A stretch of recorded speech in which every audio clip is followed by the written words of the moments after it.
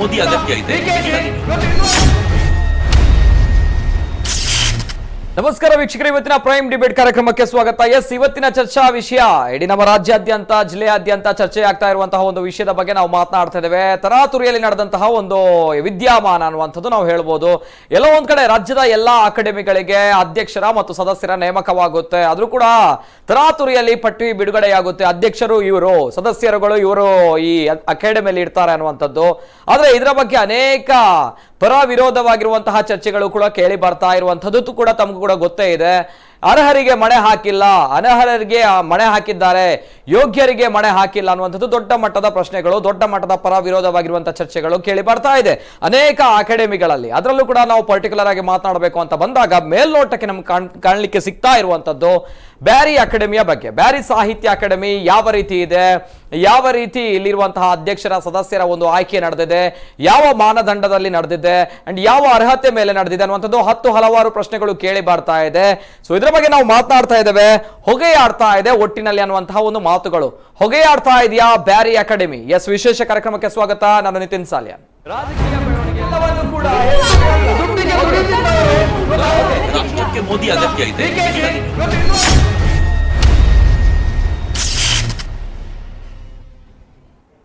ಹೊಗೆಯಾಡ್ತಾ ಇದೆಯಾ ಬ್ಯಾರಿ ಅಕಾಡೆಮಿ ಅನ್ನುವಂತ ಟೈಟಲ್ ನಾವು ಕೊಟ್ಟಿದ್ವಿ. ಅದರಲ್ಲೂ ಕೂಡ ನೋಡ್ಕೊಳ್ಬಹುದು. ಒಂದು ಕಡೆ ಬ್ಯಾರಿ ಸಾಹಿತ್ಯ ಅಕಾಡೆಮಿಯ ಅಧ್ಯಕ್ಷರು ಯಾರು ಅಂತ ಹೇಳಿದ್ರೆ ಬಿಜೆಪಿಯ ರಾಜ್ಯ ಅಲ್ಪಸಂಖ್ಯಾತ ಮೋರ್ಚಾದ ಉಪಾಧ್ಯಕ್ಷರು ಯಾರು, ರಹೀಂ ಉಚ್ಚಿಲ್ ಅವರು ಈ ಬಾರಿಯ ಬ್ಯಾರಿ ಸಾಹಿತ್ಯ ಅಕಾಡೆಮಿಯ ಅಧ್ಯಕ್ಷರಾಗ್ತಾರೆ ಅನ್ನುವಂಥದ್ದು. ಈ ಹಿಂದೆಯೂ ಕೂಡ ಆಗಿದ್ರು, ಇವರು ಎರಡನೆಯ ಬಾರಿಗೆ ಆಗ್ತಾ ಇದ್ದಾರೆ ಅನ್ನುವಂಥದ್ದು. ಯಾತಕ್ಕೋಸ್ಕರ ಪರ್ಟಿಕ್ಯುಲರ್ ಆಗಿ ವೈ ಅನ್ನುವಂತಹ ಒಂದು ಪ್ರಶ್ನೆ ಇದೆ. ವೈ ಬ್ಯಾರಿ ಸಾಹಿತ್ಯ ಅಕಾಡೆಮಿ ಅನ್ನುವಂಥದ್ದು ದೊಡ್ಡ ಮಟ್ಟದಲ್ಲಿ ಪರ ವಿರೋಧ ಚರ್ಚೆಗೆ ಗ್ರಾಸವಾಗಿದೆ ಅನ್ನುವಂಥದ್ದು. ರೀಸನ್ ಇದೆ. ಏನಪ್ಪಾ ಅಂತ ಹೇಳಿದ್ರೆ ಇದರಲ್ಲಿ ಅರ್ಹರಿಗೆ ಮಣೆ ಹಾಕಿಲ್ಲ ಅನ್ನುವಂಥದ್ದು ದೊಡ್ಡ ಮಟ್ಟದ ಒಂದು ಚರ್ಚೆಗೆ ಗ್ರಾಸವಾಗಿರುವಂತಹ ವಿಷಯ. ಹಾಗಾದ್ರೆ ಹೌದಾ ಅನ್ನುವಂತಹ ಪ್ರಶ್ನೆ ಕೂಡ ಬರುತ್ತೆ. ಎಲ್ಲೋ ಒಂದ್ ಕಡೆ ಪ್ರಶ್ನೆ ಮಾಡಬೇಕಾಗುತ್ತೆ. ಕೊಂಕಣಿ ಅನ್ನುವಂತಹ ಅಕಾಡೆಮಿ ಇರುತ್ತೆ, ಅದರಲ್ಲಿ ಕೊಂಕಣಿಗಳೇ ಇರ್ತಾರೆ ಅನ್ನುವಂಥದ್ದು. ಎಲ್ಲಿ ಒಂದ್ ಕಡೆ ತುಳು ಸಾಹಿತ್ಯ ಅಕಾಡೆಮಿ ಅನ್ನುವಂಥದ್ದು ಇರುತ್ತೆ, ತುಳುವಿನಲ್ಲಿ ಸಾಧನೆ ಮಾಡಿದಂತಹ ಮೇಧಾವಿಗಳಿರ್ತಾರೆ ಅನ್ನುವಂಥದ್ದು ಒಂದು ಕಡೆ. ಆದ್ರೆ ಈ ಬ್ಯಾರಿ ಸಾಹಿತ್ಯ ಅಕಾಡೆಮಿಯಲ್ಲಿ ಎಲ್ಲೋ ಒಂದ್ ಕಡೆ 4 ಜನರು ಹಿಂದೂಗಳಿದ್ದಾರೆ. ಇವರು ಹಿಂದೂಗಳು ಯಾವ ಕ್ಷೇತ್ರದಲ್ಲಿ ಸಾಧನೆ ಮಾಡಿದ್ದಾರೆ, ಬ್ಯಾರಿ ಅನ್ನುವಂತಹ ಒಂದು ಸಾಹಿತ್ಯ ಕ್ಷೇತ್ರದಲ್ಲಿ ಸಾಧನೆ ಮಾಡಿದ್ದಾರೆ ಅನ್ನುವಂತಹ ದೊಡ್ಡ ಮಟ್ಟದ ಪ್ರಶ್ನೆ. ಸೊ ಇದನ್ನು ಕೇಳ್ತಾ ಇದ್ದಾರೆ ಜನರು. ಯಾವ ಮಾನದಂಡದ ಮೇಲೆ 4 ಹಿಂದೂಗಳು ಇದರಲ್ಲಿ ಆಯ್ಕೆಯಾಗಿದ್ದಾರೆ?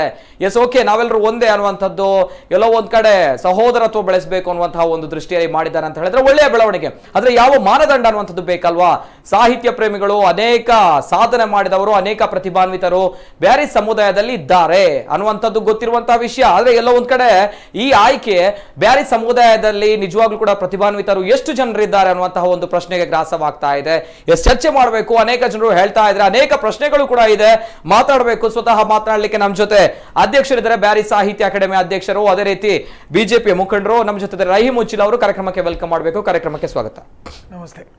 ರಹೀಂ ಉಚ್ಚಿಲ್ ಅವರು ನಮ್ಮ ಜೊತೆ ಸ್ವತಃ ಮಾತನಾಡ್ತಾ ಇದ್ದಾರೆ. ಅನೇಕ ಪ್ರಶ್ನೆಗಳಿದೆ ಕೇಳುವಂತದ್ದು. ಬ್ಯಾರಿ ಸಾಹಿತ್ಯ ಅಕಾಡೆಮಿಯಲ್ಲಿ 4 ಹಿಂದೂಗಳಿಗೆ ಸ್ಥಾನ ಒಂದ್ ಕಡೆ, ಸಾಕಷ್ಟು ಅರ್ಹರಿದ್ದಾರೆ, ಅನರ್ಹರಿಗೆ ಮಣೆ ಹಾಕಲಾಗಿದೆ. ಸದಸ್ಯರು ಅಂತ ಹೇಳುವವರು ಯಾರು ಇದ್ದಾರೆ, ಏನ್ ಸಾಧನೆ ಮಾಡಿದ್ದಾರೆ, ಸಾಹಿತ್ಯ ಕ್ಷೇತ್ರದಲ್ಲಿ ಅವರ ಸಾಧನೆ ಏನು, ಎಷ್ಟು ಪುಸ್ತಕ ಬರೆದಿದ್ದಾರೆ, ಎಷ್ಟು ಕವಿತೆ ಕವನಗಳನ್ನು ಅವರು ಬರೆದಿದ್ದಾರೆ, ಏನ್ ಮಾಡಿದ್ದಾರೆ ಅನ್ನುವಂಥದ್ದು ಅನೇಕ ಪ್ರಶ್ನೆಗಳು ಕೇಳಿ ಬರ್ತಾ ಇದೆ. ಚರ್ಚೆ ಮಾಡಬೇಕಾಗುತ್ತೆ. ಸಾಹಿತ್ಯ ಪ್ರಿಯರಲ್ಲಿ ಅಸಮಾಧಾನ ಕೂಡ ಆಗಿದೆ ಈ ಬಾರಿಯ ಒಂದು ಬ್ಯಾರಿ ಸಾಹಿತ್ಯ ಅಕಾಡೆಮಿಯ ಅಧ್ಯಕ್ಷರ ಮತ್ತು ಸದಸ್ಯರ ನೇಮಕದಲ್ಲಿ. ಡೈರೆಕ್ಟ್ ಆಗಿ ಕೇಳ್ತಾ ಇರುವಂತದ್ದು ರಹೀಂ ಉಚ್ಚಿಲ್ ಅವರೇ, ಫಸ್ಟ್ ರಿಯಾಕ್ಷನ್. ಏನ್ ಹೇಳ್ತೀರಾ?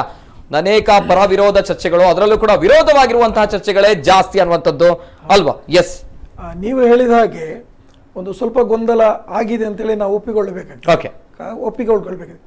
ಆಮೇಲೆ ಈ ಅಕಾಡೆಮಿ ಇರ್ಬೋದು, ನಿಗಮ ಮಂಡಳಿ ಇರ್ಬೋದು, ಇಂತಹ ಒಂದು ಆಯ್ಕೆಗಳೇನಿದೆ ಇದನ್ನು ಮಾಡುವಂತ ವ್ಯಕ್ತಿಗಳು ಯಾರು ದೇವರಲ್ಲ, ದೇವದೂತರಲ್ಲ. ಎಲ್ಲವನ್ನು ಈಗ ಏನಾಗುತ್ತೆ, ವಿಶ್ವಾಸದ ಮೇಲೆ ಹೋಗುತ್ತೆ. ಈಗ ನಮ್ಮ ನಾಯಕರಿಗೆ ಕೆಲವರು ಏನ್ ಮಾಡ್ತಾರೆ ಅಂತ ಹೇಳಿದ್ರೆ ಫೋನ್ ಮಾಡಿ ಕೆಲವು ಹೆಸರುಗಳನ್ನು ಸೂಚಿಸ್ತಾರೆ. ಸೊ ಅವರ ಬಗ್ಗೆ ಕೆಲವು ಮಾಹಿತಿಗಳನ್ನೆಲ್ಲ ಕೊಡ್ತಾರೆ. ಸೊ ಇಂಥ ಸಂದರ್ಭಗಳಲ್ಲಿ ಆಮೇಲೆ ನಿಗಮ ಮಂಡಳಿ ಆ ರೀತಿಯಲ್ಲ, ಈ ಆಯೋಗ ಮತ್ತು ಈ ಅಕಾಡೆಮಿಗಳು ಅಂತ ಹೇಳಿದಾಗ ಅದಕ್ಕೆ ಬೇಕಾದಷ್ಟು ಸಮಯಗಳಿರ್ತದೆ. ಯಾವುದು ನಿಗಮ ಮಂಡಳಿಗೆ ಅಂದ್ರೆ ಯಾರು ಪಕ್ಷದ ಕಾರ್ಯಕರ್ತರಿದ್ದಾರೆ, ದುಡಿದವರಿದ್ದಾರೆ, ಅಥವಾ ಮಾಜಿ ಶಾಸಕರಿದ್ದಾರೆ, ಅಥವಾ ಯಾರು ಅತೃಪ್ತರಂತ ಹೇಳಿ ತಿಳಿಸ್ಕೊಂಡಿದ್ದಾರೆ. ಈಗೆಲ್ಲರಿಗೆ ರಾಜಕೀಯ ಸ್ಥಾನಮಾನ ಸಿಗ್ಲಿಲ್ಲ, ಅವರಿಗೆಲ್ಲ ಕೊಡಬೇಕು ಅನ್ನುವಂತ ದೃಷ್ಟಿಯಲ್ಲಿ ನಿಗಮ ಮಂಡಳಿಗಳ ರಚನೆ ಆಗ್ತದೆ. ಆಗ ಅದು ರಾಜಕೀಯ ಪ್ರಾತಿನಿಧ್ಯ ಕೊಡ್ಲಿಲ್ಲ, ಮಗದಂತೇಳಿ ಬರ್ತದೆ. ಆದ್ರೆ ನೀವು ಹೇಳಿದ ಹಾಗೆ ಅಕಾಡೆಮಿಗಳು ಅಂತ ಹೇಳಿದ್ರೆ ಬರೀ ರಾಜಕೀಯ ಉದ್ದೇಶಗಳನ್ನು ಇಲ್ಲಿ ನೋಡುವುದಿಲ್ಲ. ಈಗ ಬಹುಶಃ ನಾನು ತಿಳ್ಕೊಂಡ ಮಟ್ಟಿಗೆ ಬ್ಯಾರಿ ಅಕಾಡೆಮಿಯ ಅಧ್ಯಕ್ಷ ಸ್ಥಾನಕ್ಕೆ ನನ್ನ ನೇಮಕ ಮಾಡಿದ್ದಾರೆ. ಅದಕ್ಕೆ ನಮ್ಮ ಪಕ್ಷದ ಒಳಗೆ ಆಗಲಿ ಹೊರಗೆ ಆಗಲಿ, ಅಥವಾ ಪಕ್ಷದ ಹೊರಗೆ ಆಗಲಿ ಅಥವಾ ಬೇರೆ ಪಕ್ಷ ಅಥವಾ ಯಾರಾದರೂ ಸಾರ್ವಜನಿಕರಾಗಿ ನನಗೆ ವಿರೋಧ ವ್ಯಕ್ತಪಡಿಸಿದ್ದಂತೂ ನಾನು ಕಾಣಲಿಲ್ಲ. ಯಾಕಂತ ಹೇಳಿದ್ರೆ ರಹೀಂ ಉಚ್ಚಿಲ್ ಬಿಜೆಪಿ ಅಲ್ಪಸಂಖ್ಯಾತ ಮೋರ್ಚಾದ ಉಪಾಧ್ಯಕ್ಷ, ಅದು ನಾನು ಆಗಿದ್ದೇನೆ. ಅದು ಮುಂದೆಯೂ ನಾನು ಪಕ್ಷದ ನಿಷ್ಠಾವಂತ ಕಾರ್ಯಕರ್ತ, ಅದರಲ್ಲಿ ಎರಡು ಮಾತಿಲ್ಲ. ಆದ್ರೆ ಇಲ್ಲಿ ನನ್ನನ್ನು ಪಕ್ಷದ ಹಿರಿಯ ವ್ಯಕ್ತಿ ಅಂತೇಳಿ ಗುರುತಿಸುವ ಮೊದಲು ಬ್ಯಾರಿ ಭಾಷೆ, ಕಲೆ, ಸಾಹಿತ್ಯ, ಸಂಸ್ಕೃತಿಗೆ ನನ್ನ ಕೊಡುಗೆ ಏನಿದೆ ಅನ್ನುವಂಥದ್ದು ನಮ್ಮ ಪಕ್ಷದ ಜನರಿಗೆ ಗೊತ್ತಿದೆ. ಪ್ರಪ್ರಥಮವರಿಗೆ ಬ್ಯಾರಿ ಭಾಷೆಯಲ್ಲಿ ಒಂದು ಚಲನಚಿತ್ರ ಯಾರು ನಿರೀಕ್ಷೆ ಮಾಡಲಿಕ್ಕೆ ಸಾಧ್ಯ ಇಲ್ಲ. ಆ ಸಂದರ್ಭದಲ್ಲಿ ಮಾಮಿ ಮರ್ಮೋಲ್ ಅನ್ನತಕ್ಕಂಥ 3 ಗಂಟೆಯ ಚಲನಚಿತ್ರವನ್ನ, ಅದು ಕತೆ ನನ್ನದೇ, ಸಾಹಿತ್ಯ ನನ್ನದು, ಸಂಭಾಷಣೆ ನನ್ನದು, ನಿರ್ದೇಶನ ನನ್ನದು, ಮಾತ್ರವಲ್ಲ ಅಭಿನಯ ಕೂಡ ನಾನು ಮಾಡಿದ್ದೇನೆ. ಅಂದ್ರೆ ಬ್ಯಾರಿ ಭಾಷೆಯಲ್ಲಿ ಒಂದು ಕಲ್ಪನೆ ಕೂಡ ಇರಲಿಲ್ಲ ಇಂತ ಒಂದು ಚಲನಚಿತ್ರ ಬರಬಹುದಂತ ನಾನು ಮಾಡಿದ್ದೇನೆ. ಬ್ಯಾರಿ ಭಾಷೆಯಲ್ಲಿ ಚಲನಚಿತ್ರ ತಾವು ಮಾಡಿದ್ರ 3 ಗಂಟೆ ಚಲನಚಿತ್ರ ಮಾಡಿದ್ದೇನೆ. ಹೆಸರೇನು ಹೇಳಿದ್ರೆ ಮಾಮಿ ಮರ್ಮೋಲ್. ಮಾಮಿ ಮರ್ಮೋಲ್ ಅನ್ನುವಂಥದ್ದು. ಆನಂತರ ಬ್ಯಾರಿ ಮತ್ತದೆಲ್ಲ ಬಂದಿದೆ, ಮಾಡಿದ್ರಿ, ಬೇರೆ ಅಭಿನಯಿಸಿದ್ದೇನೆ. ನಂತರ ಬಂದ ಚಿತ್ರಗಳಲ್ಲಿ ಅಭಿನಯಿಸಿದ್ದೇನೆ. ಆದ್ರೆ ಮೊದಲನೇ ಚಿತ್ರ ಯಾರೇ ಹೇಳಿದ್ದು ನನಗೆ ಕೀರ್ತಿಸಾಗ್ತದೆ. ಎರಡನೆಯದು ನಾಟಕ ಕುರ್ಫಾತ್ ಕಟ್ಟೆ ಅನ್ನತಕ್ಕಂಥ ನಾಟಕ 20 ವರ್ಷದ ಹಿಂದೆ ಪುರಭವನದಲ್ಲಿ ಆಗುವ ಮೊದಲು ನಾಟಕ ಅಂತ ಬರಲಿಲ್ಲ. ಬ್ಯಾರಿ ಭಾಷೆಯಲ್ಲಿ ಸ್ಕಿಟ್ ಬರ್ತಾ ಇತ್ತು, ಪ್ರಹಸನ ಬರ್ತಾ ಇತ್ತು, ಅಂದ್ರೆ ಬಣ್ಣ ಹಚ್ತಿರ್ಲಿಲ್ಲ. ಈ ವಿಜಯಕುಮಾರ್ ಕೊಡಿಯಲ್ ಮತ್ತು ನಮ್ಮ ಏನು ದೇವದಾಸ್ ಅವರ ನಾಟಕಗಳಿದೆ, ಆ ಲೆವೆಲ್ ನ ಒಂದು ನಾಟಕ ಅಂತ ಹೇಳಿ ವೇದಿಕೆಯಲ್ಲಿ ಆಗಿದ್ರೆ ಅದು ಕುರ್ಫಾತ್ ಕಟ್ಟೆ ಅನ್ನತಕ್ಕ ನಾಟಕ. ಆಮೇಲೆ ಟೆರರಿಸ್ಟ್ ಇರ್ಬೋದು, ಮತ್ತದೆಲ್ಲ ನಾನೇ ಮಾಡಿದ್ದೇನೆ. ಆಮೇಲೆ ಬೇರೆಯವರು ಮಾಡಿದ ನಾಟಕಗಳಲ್ಲಿ ಕೂಡ ನಾನು ಅಭಿನಯಗಳನ್ನು ಕೂಡ ಮಾಡಿದ್ದೇನೆ, ಸಾಹಿತ್ಯಗಳನ್ನು ಕೂಡ ನಾನು ಒದಗಿಸಿದ್ದೇನೆ. ಇದಲ್ಲದೆ ಪ್ರಥಮ ಬ್ಯಾರಿ ಪತ್ರಿಕೆ, ಬ್ಯಾರಿ ವಾರ್ತೆ ಅನ್ನುವಂತ ಪತ್ರಿಕೆ ಈಗ ಬಶೀರ್ ಬೈಕಂಪಾಡಿ ಅವರು ನಡೆಸ್ತಾ ಇದ್ರೆ, ಆ ಸಂದರ್ಭದಲ್ಲಿ ಆರಂಭದಲ್ಲಿ 3 ವರ್ಷದ ಸಂಪಾದಕನಾಗಿ ಸಂಪೂರ್ಣ ಬ್ಯಾರಿ ಭಾಷೆಯ ಪತ್ರಿಕೆಯನ್ನು ನಾನು ಹೊರತಂದಿದ್ದೆ. NMC ಅನ್ನುವ ಚಾನೆಲ್ ಅಲ್ಲಿ ನಾನು ಯಾಕೆ ಹೇಳ್ತಾ ಇದ್ದೇನೆ ಅಂತ ಅನಿವಾರ್ಯ ಮಾಡ್ಲೇಬೇಕಾಗುತ್ತೆ, ಹೇಳಲೇಬೇಕಾಗುತ್ತೆ. ಏನ್ ಮಾನದಂಡ ಇದೆ ತಮಗೆ, ಏನ್ ಅರ್ಹತೆ ಇದೆ, ಜನರು ಕೇಳ್ತಾ ಇದ್ದಾರೆ. ನೀವೊಂದು ವೇದಿಕೆ ಮಾಡಿ ಕೊಡ್ತಾ ಇದ್ದೀರಿ, ನಮ್ಮ ಕೂಡ್ಲಕ್ಕೆ ನಾನು ಅಭಿನಂದನೆ ಸಲ್ಲಿಸ್ತೇನೆ. ಯಾಕಂತ ಹೇಳಿದ್ರೆ ಅದೇ ರೀತಿಯಲ್ಲಿ NMC ಅನ್ನುವಂತ ಆಗಿನ ಚಾನೆಲ್ ಇದೇ ನಿಮ್ಮ V4 ಮೂಲಕ ಪ್ರಸಾರ ಆಗ್ತಾ ಇತ್ತು. ಅದರಲ್ಲಿ ಬ್ಯಾರಿ ವಾರ್ತೆ ಅನ್ನುವಂತ ನ್ಯೂಸ್ ರೀಡಿಂಗ್ ಅನ್ನು ಅದು ಪರಿಚಯಿಸಿದ್ದೆ ನಾನು. ಆಮೇಲೆ ಪ್ರಥಮ ಬ್ಯಾರಿ ಸಾಹಿತ್ಯ ಸಮ್ಮೇಳನದಲ್ಲಿ ಪದಾಧಿಕಾರಿ, ಆಮೇಲೆ ಬ್ಯಾರಿ ಎಷ್ಟು ಸಂಘಟನೆಗಳಿದೆ ಅಷ್ಟು ಸಂಘಟನೆಗಳಲ್ಲಿ ಕೂಡ ಪದಾಧಿಕಾರಿ. ಈ ರೀತಿ ನಾನು ಕೆಲಸ ಮಾಡಿದ್ದರಿಂದ ಬ್ಯಾರಿ ಭಾಷೆ, ಕಲೆ, ಸಾಹಿತ್ಯ, ಸಂಸ್ಕೃತಿ ಇದಕ್ಕೆ ನನ್ನ ಕೊಡುಗೆ ಇದೆ ಅಂತೇಳಿ ಪಕ್ಷ ಗುರುತಿಸಿದೆ. ಅದರ ಜೊತೆಯಲ್ಲಿ ಪ್ರಾಮಾಣಿಕವಾಗಿ ಭಾರತೀಯ ಜನತಾ ಪಾರ್ಟಿ ಉಪಾಧ್ಯಕ್ಷ ಅನ್ನುವ ನನ್ನ ಏನು ಇದಿದೆ ಅದು ನನಗೆ ಲಾಭ ಆಯಿತು. ಯಾಕಂದ್ರೆ ನಮ್ಮ ಪಕ್ಷದಲ್ಲಿರುವ ಒಬ್ಬ ಕಲಾವಿದ, ಒಬ್ಬ ಬ್ಯಾರಿ ಸಂಘಟಕನಿಗೆ ಕೊಡುವ ಅನ್ನುವಂತ ತೀರ್ಮಾನ ಪಕ್ಷ ಮಾಡುವಾಗ ಅಲ್ಲಿ ನನಗೆ ಆಯ್ಕೆಯನ್ನು ಮೊದಲ ಪ್ರಾಶಸ್ತ್ಯವಾಗಿ ನೀಡಿತು. ನಿಜವಾಗಿಯೂ ನಾನು ಹೇಳೋದಾದ್ರೆ ಪಕ್ಷದಲ್ಲಿ ಮಾಡಿದಂತ ಹಿರಿತನ ಮತ್ತು ನನ್ನ ಕೆಲಸ ಕಾರ್ಯಗಳನ್ನು ನೋಡಿದಾಗ ನಾನು KMDCನೋ ಅಲ್ಪಸಂಖ್ಯಾತರ ಆಯೋಗನೋ ಯಾವುದೇ ಬೇಕಿತ್ತು. ಆದ್ರೆ ನನಗೆ ಕರೆದು ಹೇಳಿದ್ರು, ನೀವು ಖಂಡಿತವಾಗಿ ಮುಂದಿನ ದಿನಗಳಲ್ಲಿ ಅದು ಸಿಗುತ್ತೆ, ಆದ್ರೆ ಸದ್ಯದ ಮಟ್ಟಿಗೆ ಬ್ಯಾರಿ ಭಾಷೆ, ಕಲೆ, ಸಾಹಿತ್ಯ, ಸಂಸ್ಕೃತಿಗೆ ನೀವು ಕೊಟ್ಟ ಕೊಡುಗೆಯನ್ನು ಗುರುತಿಸಿ ನಿಮಗೆ ಕೊಡ್ತೇವೆ. ಒಂದು ಎರಡನೇ ಬಾರಿಗೆ ಯಾಕೆ ನನ್ನನ್ನಾಯಿತು ಅನ್ನುವಂತ ಪ್ರಶ್ನೆಗಳು ಬರ್ತೇನೆ ಅದರ ಬಗ್ಗೆ ಮಾತಾಡುವ. ಅನೇಕ ಪ್ರಶ್ನೆಗಳಿವೆ, ಅನೇಕ ಪ್ರಶ್ನೆಗಳು ನಮ್ಮ ಕರಾವಳಿ ಭಾಗದಲ್ಲಿ ಕೇಳಿ ಬರ್ತಾ ಇತ್ತು. ಬ್ಯಾರಿ ಸಾಹಿತ್ಯ ಅಕಾಡೆಮಿ ಅಧ್ಯಕ್ಷರಾದ್ರು ರಹೀಂ ಉಚ್ಚಿಲ್ ಅವರು ಏನ್ ಅರ್ಹತೆ ಇದೆ, ಏನ್ ಮಾನದಂಡ ಇದೆ, ಏನ್ ಯೋಗ್ಯತೆ ಇದೆ, ಅನೇಕ ಪ್ರಶ್ನೆಗಳು ಕೇಳಿ ಬರ್ತಾ ಇತ್ತು. ಹೇಳಿದ್ರು ನಾನು ನಾಟಕ ಮಾಡಿದ್ದೇನೆ, ಅದೇ ರೀತಿ ಚಲನಚಿತ್ರ ಕೂಡ ನಾನು ನಿರ್ಮಿಸಿದ್ದೇನೆ, ಬ್ಯಾರಿ ಭಾಷೆಯಲ್ಲಿ ಸಂಪಾದಕನಾಗಿದ್ದೇನೆ. ಹಲವು ವಿಷಯಗಳನ್ನು ಹೇಳಿದ್ರು. ಯೋಗ್ಯತೆ ಇದೆ, ಅರ್ಹತೆ ಇದೆ ಅನ್ನುವಂಥದ್ದು. ತಾವು ಕೂಡ ಕಾರ್ಯಕ್ರಮ ನೋಡ್ತಾ ಇದ್ದೀರಾ, ಅನೇಕ ಪ್ರಶ್ನೆಗಳು ಕೂಡ ನಾವು ಸಾಮಾಜಿಕ ಜಾಲತಾಣದಲ್ಲಿ ನೋಡ್ತಾ ಇದ್ವಿ. ಪರ ವಿರೋಧವಾಗಿರುವಂತಹ ಚರ್ಚೆಗಳು, ಅಭಿವ್ಯಕ್ತಿ ಸ್ವಾತಂತ್ರ್ಯ ಅನ್ನುವಂಥದ್ದು ಕೂಡ ತಮಗೂ ಇದ್ದೇ ಇದೆ. ಕರೆ ಮಾಡ್ಬೋದು, ಮಾತನಾಡ್ಬೋದು. ಏನ್ ಪ್ರಶ್ನೆ ಇದ್ರು ಕೂಡ I am ready to answer ಅನ್ನೋ ಮಾತನ್ನು ಹೇಳ್ತಾ ಇದ್ದಾರೆ ರಹೀಂ ಉಚ್ಚಿಲ್ ಅವರು. ಅಭಿವ್ಯಕ್ತಿ ಸ್ವಾತಂತ್ರ್ಯ ಮುಕ್ತವಾಗಿದೆ, ಕರೆ ಮಾಡ್ಬೋದು, ಮಾತನಾಡ್ಬೋದು. ಅಂಡ್ ಪ್ರಥಮವಾಗಿರೋ ಒಬ್ರು ಕಾಲರ್ ಇದ್ದಾರೆ. ಹಲೋ ಸರ್, ನಮಸ್ತೆ. ನಮಸ್ಕಾರ. ನಮಸ್ತೆ ಸರ್, ತಮ್ಮ ಹೆಸರು, ಎಲ್ಲಿಂದ ಕರೆ ಮಾಡ್ತಾ ಇದ್ದಾರೆ? ನಾನು ಮಂಗಳೂರಿನ ಇಬ್ರಾಹಿಂ ಅಂತ ಹೇಳಿ. ಇಬ್ರಾಹಿಂ ಅವರು ಮಂಗಳೂರಿಂದ? ಹೌದು ಸರ್, ನಮಸ್ತೆ. ಸರ್, ತಮ್ಮ ಪ್ರಶ್ನೆ. ರಹೀಂ ಉಚ್ಚಿಲ್ ಸಾಹೇಬರ ಹತ್ರ ಮಾತಾಡ್ಬೇಕಿತ್ತು. ಮಾತಾಡಿ ಇಬ್ರಾಹಿಂ ಅವರೇ. ಅಸ್ಸಲಾಂ ಅಲೈಕುಂ. ವಾಲೈಕುಂ ಸಲಾಂ ಇಬ್ರಾಹಿಂ. ವಾಲೈಕುಂ ಸಲಾಂ. ನೀವು 5 ವರ್ಷ ಮೊದಲು ಅಧ್ಯಕ್ಷರಾಗಿದ್ದೀರಿ. ಹೌದು. ಈಗ ಪುನಃ ಆಗಿದ್ದೀರಿ. ಈ 5 ವರ್ಷದಲ್ಲಿ ಏನು ಕೆಲಸ ಆಗಲಿಲ್ಲ. ನಿಮ್ಮ ಈ ಅವಧಿಯಲ್ಲಿ ಒಳ್ಳೆ ಕೆಲಸ ಆಗಿದೆ. ಬಿಹಾರಿ ಸಾಹಿತ್ಯ ಅಭಿವೃದ್ಧಿ ಆಗಲಿ ಅಂತ ಹೇಳ್ತೇನೆ. ಖಂಡಿತ ನೀವಿಟ್ಟ ವಿಶ್ವಾಸಕ್ಕೆ ನಾನು ಚಿರಋಣಿಯಾಗಿದ್ದೇನೆ. ಖಂಡಿತ ನಿಮ್ಮ ಈ ಸಲಹೆಯನ್ನು ನಾನು ಸ್ವೀಕರಿಸ್ತೇನೆ. ಒಳ್ಳೆ ರೀತಿಯ ಸರ್ ಒಂದು ಎಸ್ ಒಂದು ಪ್ರಶ್ನೆ, ತಮ್ಗೆ ಖುಷಿ ಇದೆ ರಹೀಂ ಉಚ್ಚಿಲ್ ಅವರು ಅಧ್ಯಕ್ಷರಾದದ್ದು?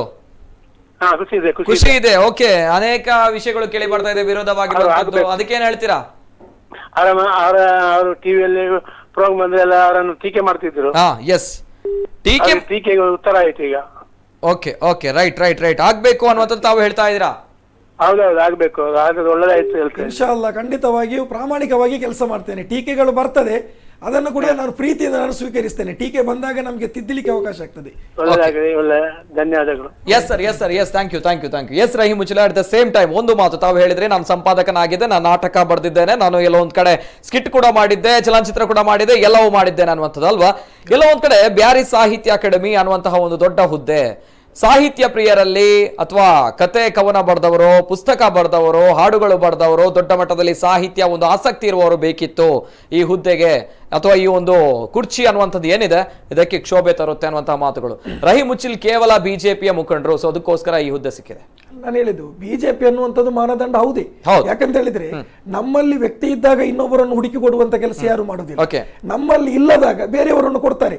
ಉದಾಹರಣೆಗೆ ಪ್ರಥಮವಾಗಿ ಒಂದನೇದಾಗಿ ಬ್ಯಾರಿ ಸಮಾಜ ಈಗ ಒಂದು ತಿಳ್ಕೊಳ್ಬೇಕು. ಪ್ರಥಮವಾಗಿ ಬ್ಯಾರಿ ಅಕಾಡೆಮಿಯನ್ನ ಈ ಘೋಷಣೆ ಮಾಡಿ ಬಿಜೆಪಿ ಸರ್ಕಾರ ಇದ್ದಾಗ. ಬರ್ತೇನೆ ಇನ್ನೊಬ್ರು ಕಾಲ್ ಇದ್ದಾರೆ. ಹಲೋ ಸರ್, ನಮಸ್ತೆ. ಹಲೋ ನಮಸ್ತೆ ಸರ್. ನಮಸ್ತೆ, ತಮ್ಮ ಹೆಸರು ಎಲ್ಲಿಂದ ಕರೆ ಮಾಡ್ತಾ ಇದ್ದಾರೆ? ಎಸ್ ಮೊಹಮ್ಮದ್ ವೇಣೂರು. ಎಸ್ ಮೊಹಮ್ಮದ್ ವೇಣೂರ್ ಅವರು. ಎಸ್ ಮಾತಾಡಿ ಮೊಹಮ್ಮದ್ ಅವರೇ. ಎಸ್ ರಹೀಂ ಉಚ್ಚಿಲ್ ಅವರೇ, ಅಭಿನಂದನೆಗಳು. Thank you. ಏನ್ ಸರ್? ಹಲೋ ಮಾತಾಡಿ. ಹಲೋ ಸರ್, ಏನಂದ್ರೆ ರಹೀಂ ಉಚ್ಚಿಲ್ ಅವರನ್ನು ಮಾಡಿದ್ದಾರೆ ಬಿಜೆಪಿ ಅವರು, ಬ್ಯಾರಿ ಕರೆಕ್ಟ್ ಆಗಿ ಮಾಡಿದ್ದಾರೆ. ಯಾಕಂದ್ರೆ ಸರ್, ನಮ್ಮ ಈಗ ಬಿಜೆಪಿ ಪಕ್ಷದಲ್ಲಿ ಒಬ್ಬ ಸಾಹಿತಿ ಮತ್ತು ಬ್ಯಾರಿ ಭಾಷೆಯ ಬಗ್ಗೆ ನಾಟಕ ಇದೆಲ್ಲ ಮಾಡಿದವರು ಇರುವುದು ಅವರೊಬ್ಬರೇ. ಹಾಗಿರುವಾಗ ಬೇರೆ ಪಕ್ಷದವರು ಇದ್ರೆ ಅದು ಅವರ ಈಗ ಬಿಜೆಪಿ ಆಡಳಿತ ಇರುವುದರಿಂದ ಅವರು ಆಯ್ಕೆ ಮಾಡಿದ್ದಾರೆ, ಅದರಲ್ಲಿ ತಪ್ಪಿಲ್ಲ. ಆದ್ರೆ ಕೆಲವು ಮೆಂಬರ್ಗಳನ್ನು ಮಾಡಿದ್ದಾರೆ, ಯಾಕೆಂದ್ರೆ ಅದಕ್ಕೂ ಜನ ಇಲ್ವಾ ಅಂತ ಭಾವಿಸಿ ಹಾಗೆ ಮಾಡಿರಬಹುದು. ಅದನ್ನು ಮುಂದಿನ ದಿನಗಳಲ್ಲಿ ಸರಿಪಡಿಸಬಹುದು ಅಂತ ನಾನು ಭಾವಿಸ್ತೇನೆ sir. Okay yes sir thank you. ಅವರಿಗೆ ಅಭಿನಂದನೆಗಳು sir. Thank you brother. Yes sir thank you. S Rahim Uchil ಅವರು ಎರಡನೇ ಬಾರಿ ಆಯ್ಕೆಯಿಂದಿರುವಂತಹ ಒಂದು ದೇಶ ಅಥವಾ ಒಂದು ಏನು ಸ್ಟ್ರಾಟಜಿ, ಏನ್ ವಿಷಯ, ಏನ್ ಕತೆ ಅಂತ ಹೇಳಿ ಅಲ್ಲ, ನನಗೆ ನಿಜವಾಗಿಯೂ ನಾನು ಈ ಬ್ಯಾರಿ ಭಾಷೆ ಸಾಹಿತ್ಯದ ಕೆಲಸ ಮಾಡಿದ್ದೇನೆ. ಅದಕ್ಕಿಂತ ಹೆಚ್ಚು ಕೆಲಸ ನಾನು ಪಕ್ಷಕ್ಕಾಗಿ ಮಾಡಿದ್ದೇನೆ. ಆದ್ರಿಂದಾಗಿ ಪಕ್ಷದಲ್ಲಿ ಗುರುತಿಸಿದವರು ನಮ್ಮ ಸರ್ಕಾರಗಳು ಬಂದಾಗ ನಮಗೇನು ಸಿಗಬೇಕು ಅನ್ನುವಂಥದ್ದು ಬಯಸುತ್ತಪ್ಪಲ್ಲ. ಆದ್ರೆ ಒಂದು ಬಹಳ ಪ್ರಾಮಾಣಿಕವಾಗಿ ನಾನು ಹೇಳ್ತಾ ಇದ್ದೇನೆ, ಎಲ್ಲೂ ನಾನು ಅಪ್ಲಿಕೇಶನ್ ಹಾಕಿಲ್ಲ. ಈ ಪ್ರಶ್ನೆ ಕೇಳಬೇಕಾಗಿತ್ತು. ಅರ್ಜಿ ಹಾಕಿಲ್ಲ. ಏಕಾಏಕಿ ರಹೀಂ ಉಚ್ಚಿಲ್ ಅನ್ನುವಂತಹ ಒಬ್ರು ವ್ಯಕ್ತಿ ಕಾಣಲಿಕ್ಕೆ ಸಿಗ್ತಾರೆ ಈ ಪೋಸ್ಟ್ಗೆ. ನಾನು ಹೇಳ್ತೇನೆ, ಭಾರತೀಯ ಜನತಾ ಪಾರ್ಟಿ ಒಂದು ವಿಶಿಷ್ಟತೆ ನಾನು ಹೇಳ್ತೇನೆ. ಅಪ್ಲಿಕೇಶನ್ ಹಾಕಿದ್ದನ್ನು ಪರಿಗಣನೆಗಿಂತ ಹೆಚ್ಚಾಗಿ ಯಾರು ಕೆಲಸಗಳನ್ನ ಮಾಡಿದ್ದಾರೆ ಇದಕ್ಕೆ ತುಂಬಾ ಉದಾಹರಣೆಗಳು ನಾವು ಕೊಟ್ಟಿದ್ದೇವೆ. ಹಾಗಾದ್ರೆ ತಮ್ಮ ಬ್ಯಾರಿ ಅನ್ನುವಂತಹ ಕಮ್ಯುನಿಟಿಯಲ್ಲಿ ಬೇರೆ ಯಾರಾದ್ರೂ ಕೂಡ ಕೆಲಸ ಮಾಡಿಲ್ಲ? ರಹೀಂ ಉಚ್ಚಿಲ್ ಅವರಿಗಿಂತ ಉತ್ತಮವಾಗಿರುವಂತಹ ಕೆಲಸಗಳು ಸಾಹಿತ್ಯ ಕ್ಷೇತ್ರದಲ್ಲಿ ಯಾರು ಮಾಡಿಲ್ಲ. ಪ್ರಥಮ ಚಲನಚಿತ್ರ ಯಾರು ಮಾಡಿಲ್ಲ, ನಾಟಕ ಯಾರು ಮಾಡಿಲ್ಲ. ಪ್ರಥಮವಾಗಿ ನಾನು ಹೇಳಿದಲ್ಲ, ಬ್ಯಾರಿ ಭಾಷೆಯಲ್ಲಿ ಪತ್ರಿಕೆಗಳು ಯಾರು ತಂದಿಲ್ಲ. ಇದು ನಾನು ಸಾರ್ವಜನಿಕವಾಗಿ ಹೇಳಬೇಕಾದ್ರೆ ಆಧಾರಗಳಿದ್ದು ಹೇಳಬೇಕಾಗ್ತದೆ. ಇಲ್ಲದ್ರೆ ನೋಡಿದವರಿಗಿಲ್ಲ.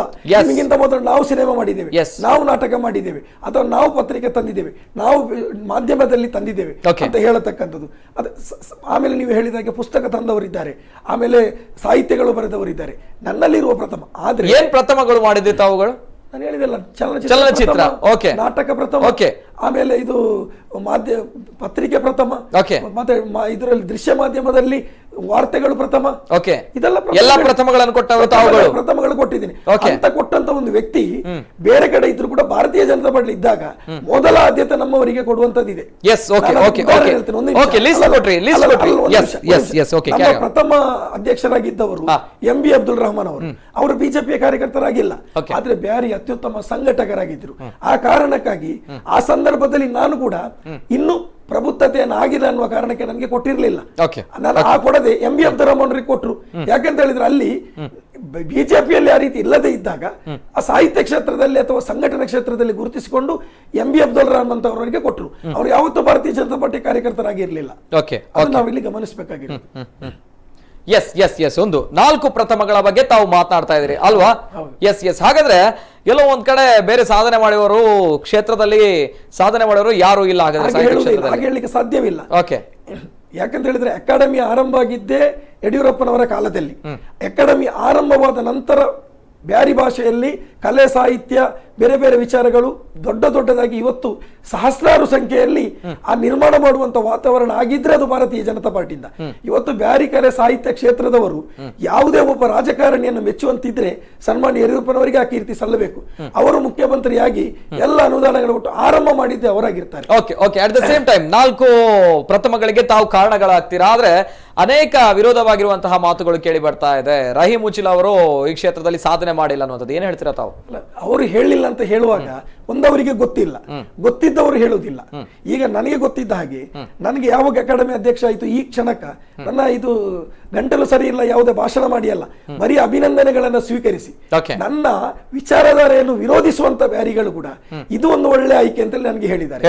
ಕೆಲವರು ಹೇಳ್ತಾರೆ ನಿಮ್ಮ ಪಕ್ಷ ನಿಮ್ಮ ಸಿದ್ಧಾಂತ ನಾವು ಒಪ್ಪುವುದಿಲ್ಲ, ಆದ್ರೆ ನಿಮ್ಮನ್ನು ನಿಜವಾಗಿಯೂ ಈ ಕ್ಷೇತ್ರದಲ್ಲಿ ನೀವು ಮಾಡಿದ ಸಾಧನೆಗಾಗಿ ನಿಮ್ಮನ್ನು ಗುರುತಿಸಿದ್ದಾರೆ ಅಂತ ಹೇಳಿ ಅಭಿನಂದಿಸಿದ್ದಾರೆ. ಅದರಲ್ಲಿ ಬಹಳಷ್ಟು ಮಂದಿ ಕಾಂಗ್ರೆಸ್ನ 75% ವ್ಯಕ್ತಿಗಳು ಕೂಡ ಇದ್ದಾರೆ, ನಾನು ಇಲ್ಲ ಅಂತ ಹೇಳುದಿಲ್ಲ. SDP ಅವರು ಕೂಡ ನನ್ನನ್ನು ಬೆಂಬಲಿಸಿದ್ದಾರೆ, ಜನತಾ ದಳದವರು ಬೆಂಬಲಿಸಿದ್ದಾರೆ. ಅವರು ಹೇಳಿದಿಷ್ಟೇ, ನಿಮ್ಮ ಪಕ್ಷ ನಿಮ್ಮ ಸಿದ್ಧಾಂತ ಜೊತೆ ನಾವಿಲ್ಲ, ಆದ್ರೆ ಪಕ್ಷ ನಿಮ್ಮನ್ನು ಸರಿಯಾಗಿ ಗುರುತಿಸಿದೆ ಅನ್ನತಕ್ಕಂಥ ಮಾತನ್ನ ನನ್ನ ಸಿದ್ಧಾಂತವನ್ನು ನಮ್ಮ ಪಕ್ಷದ ಸಿದ್ಧಾಂತ ವಿರೋಧಿಸುವವರು ಕೂಡ ಹೇಳಿದ ನಾನು ಕಂಡು ಬಂದಿದ್ದೇನೆ.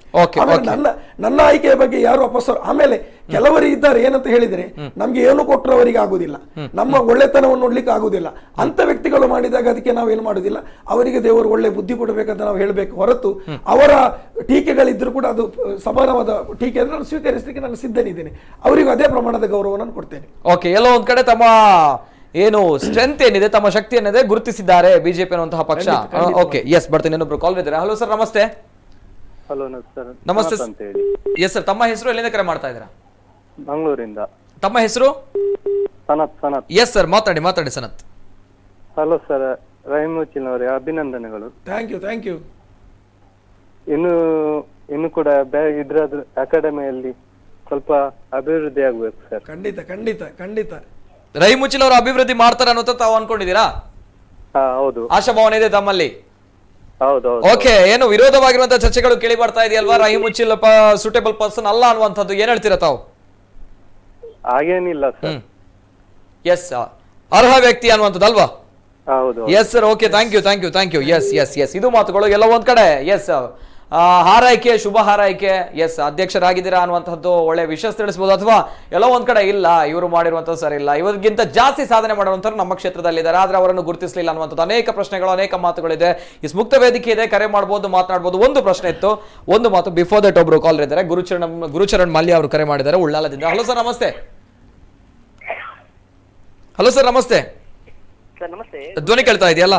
ಎಸ್ ಸರ್, ಮಾತಾಡಿ. ಎಸ್, ಏನ್ ಹೇಳ್ತೀರಾ? ರೈಟ್ ಸರ್, ಗೊತ್ತಾಯ್ತು. ಮಾತಾಡಿ. ಮೊದಲಿಗೆ ನಮ್ಮ ಮಿತ್ರರಾದ ರಹೀಂ ಉಚ್ಚಿಲ ಅವರಿಗೆ ಅಭಿನಂದನೆ ಸಲ್ಲಿಸ್ತೇನೆ. ಧನ್ಯವಾದ ಗುರುಚರಣ್ ಅವರೇ. ಅವರು ಅವತ್ತು ಹೇಳಿದ್ರು, ನಾವು ಕಾಂಗ್ರೆಸ್ ಪಕ್ಷ, ನಾವು ಯಾವ ಪಕ್ಷಕ್ಕೆ ಸೇರಿದವರಲ್ಲ, ನಮ್ಗೆ ರಾಜಕಾರಣ ಇಲ್ಲ, ಎಲ್ರು ಮಿತ್ರರೇ. ನಿಮ್ಮ ಬಗ್ಗೆ ಇಡೀ ಕರಾವಳಿಗೆ ಗೊತ್ತಿದೆ. ಆದ್ರೆ ಅವರು ಬಿಟ್ರೆ ನಮ್ಗೆ ಯಾರು ಶತ್ರುಗಳಿಲ್ಲ. ನಾನು ಒಂದೇ ಒಂದು ಸಜೆಷನ್ ಕೊಡೋದು ಅವರಿಗೆ, ಒಂದು ಸಣ್ಣ ಸಜೆಷನ್. ಅವರಿಗೆ ನಾವೇನೋ ಕಿರಿಯವರು ಆದ್ರೂ ಒಂದೇ ಸಣ್ಣ ಸಜೆಷನ್ ಕೊಡ್ತಾ ಇದ್ದೇನೆ. ಯಾವುದೇ ಪಕ್ಷಕ್ಕೆ ಸೇರಿದ ಮುಸ್ಲಿಂ ನಮ್ಮ ಬಾಂಧವರು ಇಲ್ಲಿ ಅಂದ್ರೆ ಇವರು ಬಿಜೆಪಿಯಲ್ಲಿ ಇದ್ದಾರೆ, ಯಾರು ಕಾಂಗ್ರೆಸ್ JDS ಇಂದ ಯಾರು ಬಂದ್ರು ಎಲ್ಲರಿಗೂ ಸಮಾನ ಪಕ್ಷಪಾತ ಮಾಡದೆ ಆಗುವಂತಹ ಕೆಲಸಗಳು ಮಾಡಿಕೊಡಿ. ಖಂಡಿತ ಒಳ್ಳೆ ಸಲಹೆ. ಮತ್ತೆ ನನ್ನ ನೆಕ್ಸ್ಟ್ ಸಜೆಷನ್ ಅಂತ ಹೇಳಿದ್ರೆ, ಎಲ್ಲೂ ಪಾರ್ಟಿ ನಿಮ್ಮನ್ನು ಯುಟಿಲೈಸ್ ಮಾಡ್ಕೊಳ್ಬಾರದು. ಇದು ನಾನು ಕಂಡಂತ ಒಂದು ಘೋರ ಪಕ್ಷದಲ್ಲಿ ನಡೀತಾ ಇರುವಂತದ್ದು. ಆಲ್ಮೋಸ್ಟ್ ಎಲ್ಲ ಪಕ್ಷದಲ್ಲಿ ನಡೀತದೆ. ಪಾರ್ಟಿ ನಿಮ್ಮನ್ನು ಎಲ್ಲೂ ಯುಟಿಲೈಸ್ ಮಾಡೋದಾಗಿ ನೀವು ಪಾರ್ಟಿಯನ್ನು ಯುಟಿಲೈಸ್ ಮಾಡ್ಕೊಳ್ಳಿ. ದಟ್ ಮೀನ್ಸ್ ಅದರಿಂದ 4 ಜನರಿಗೆ ನೀವು ಮಾಡುವಂತ ಕೆಲಸದಿಂದ ಪಾರ್ಟಿಯಿಂದ ಜನಗಳಿಗೆ ಉಪಯೋಗ ಆಗಬೇಕು. ಪಾರ್ಟಿ ನಿಮ್ಮನ್ನು ಯುಟಿಲೈಸ್ ಮಾಡಿದ್ರೆ ಅದಕ್ಕೆ ಅರ್ಥನೇ ಇಲ್ಲ. ನೀವು ಪಾರ್ಟಿಯನ್ನು ಯುಟಿಲೈಸ್ ಮಾಡ್ಕೊಳ್ಳಿ. ದಟ್ ಮೀನ್ಸ್ ನಿಮ್ಮಿಂದ ನಿಮ್ಮ ಬಾಂಧವರಿಗೆ ಒಳ್ಳೆ ಕೆಲಸಗಳಾಗಬೇಕು. ಎಲ್ಲೂ ನೀವು ಕುರಿ ಆಗಬೇಡಿ, ಯಾಕಂದ್ರೆ ಕುರಿ ಆದ್ರೆ ಹಲಾಲ್ guarantee. Okay right. Gurucharan Mallya, ಒಂದು ಪ್ರಶ್ನೆ ಇದೆ. ಖಂಡಿತ. ಎಸ್, ಎಲ್ಲೋ ಒಂದ್ ಕಡೆ ತಾವು ಕೂಡ ನೋಡ್ತಾ ಇದ್ದೀರಾ ಪ್ರೆಸೆಂಟ್ ಸಿಚುವೇಶನ್ ಯಾವ ರೀತಿ ಇದೆ ಅನ್ನುವಂಥದ್ದು. ರಹೀಂ ಉಚ್ಚಿಲ ಅವರಿಗೆ ಅಭಿನಂದನೆ ತಾವು ತಿಳಿಸ್ತಾ ಇದ್ದಾರೆ. ಅಥವಾ ಎಲ್ಲೋ ಒಂದ್ ಕಡೆ ರಹೀಂ ಉಚ್ಚಿಲ ಅವರಿಗಿಂತ ಜಾಸ್ತಿ ಸಾಧನೆ ಮಾಡಿರುವಂತಹ ವ್ಯಕ್ತಿ ಅವರ ಕ್ಷೇತ್ರದಲ್ಲಿ ಇದ್ದಾರೆ, ಅವರ ಕಮ್ಯುನಿಟಿಯಲ್ಲಿ ಇದ್ದಾರೆ ಅನ್ನುವಂತಹ ಮಾತುಗಳು. ಏನ್ ಹೇಳ್ತೀರಾ ಈ ಮಾತುಗಳಿಗೆ?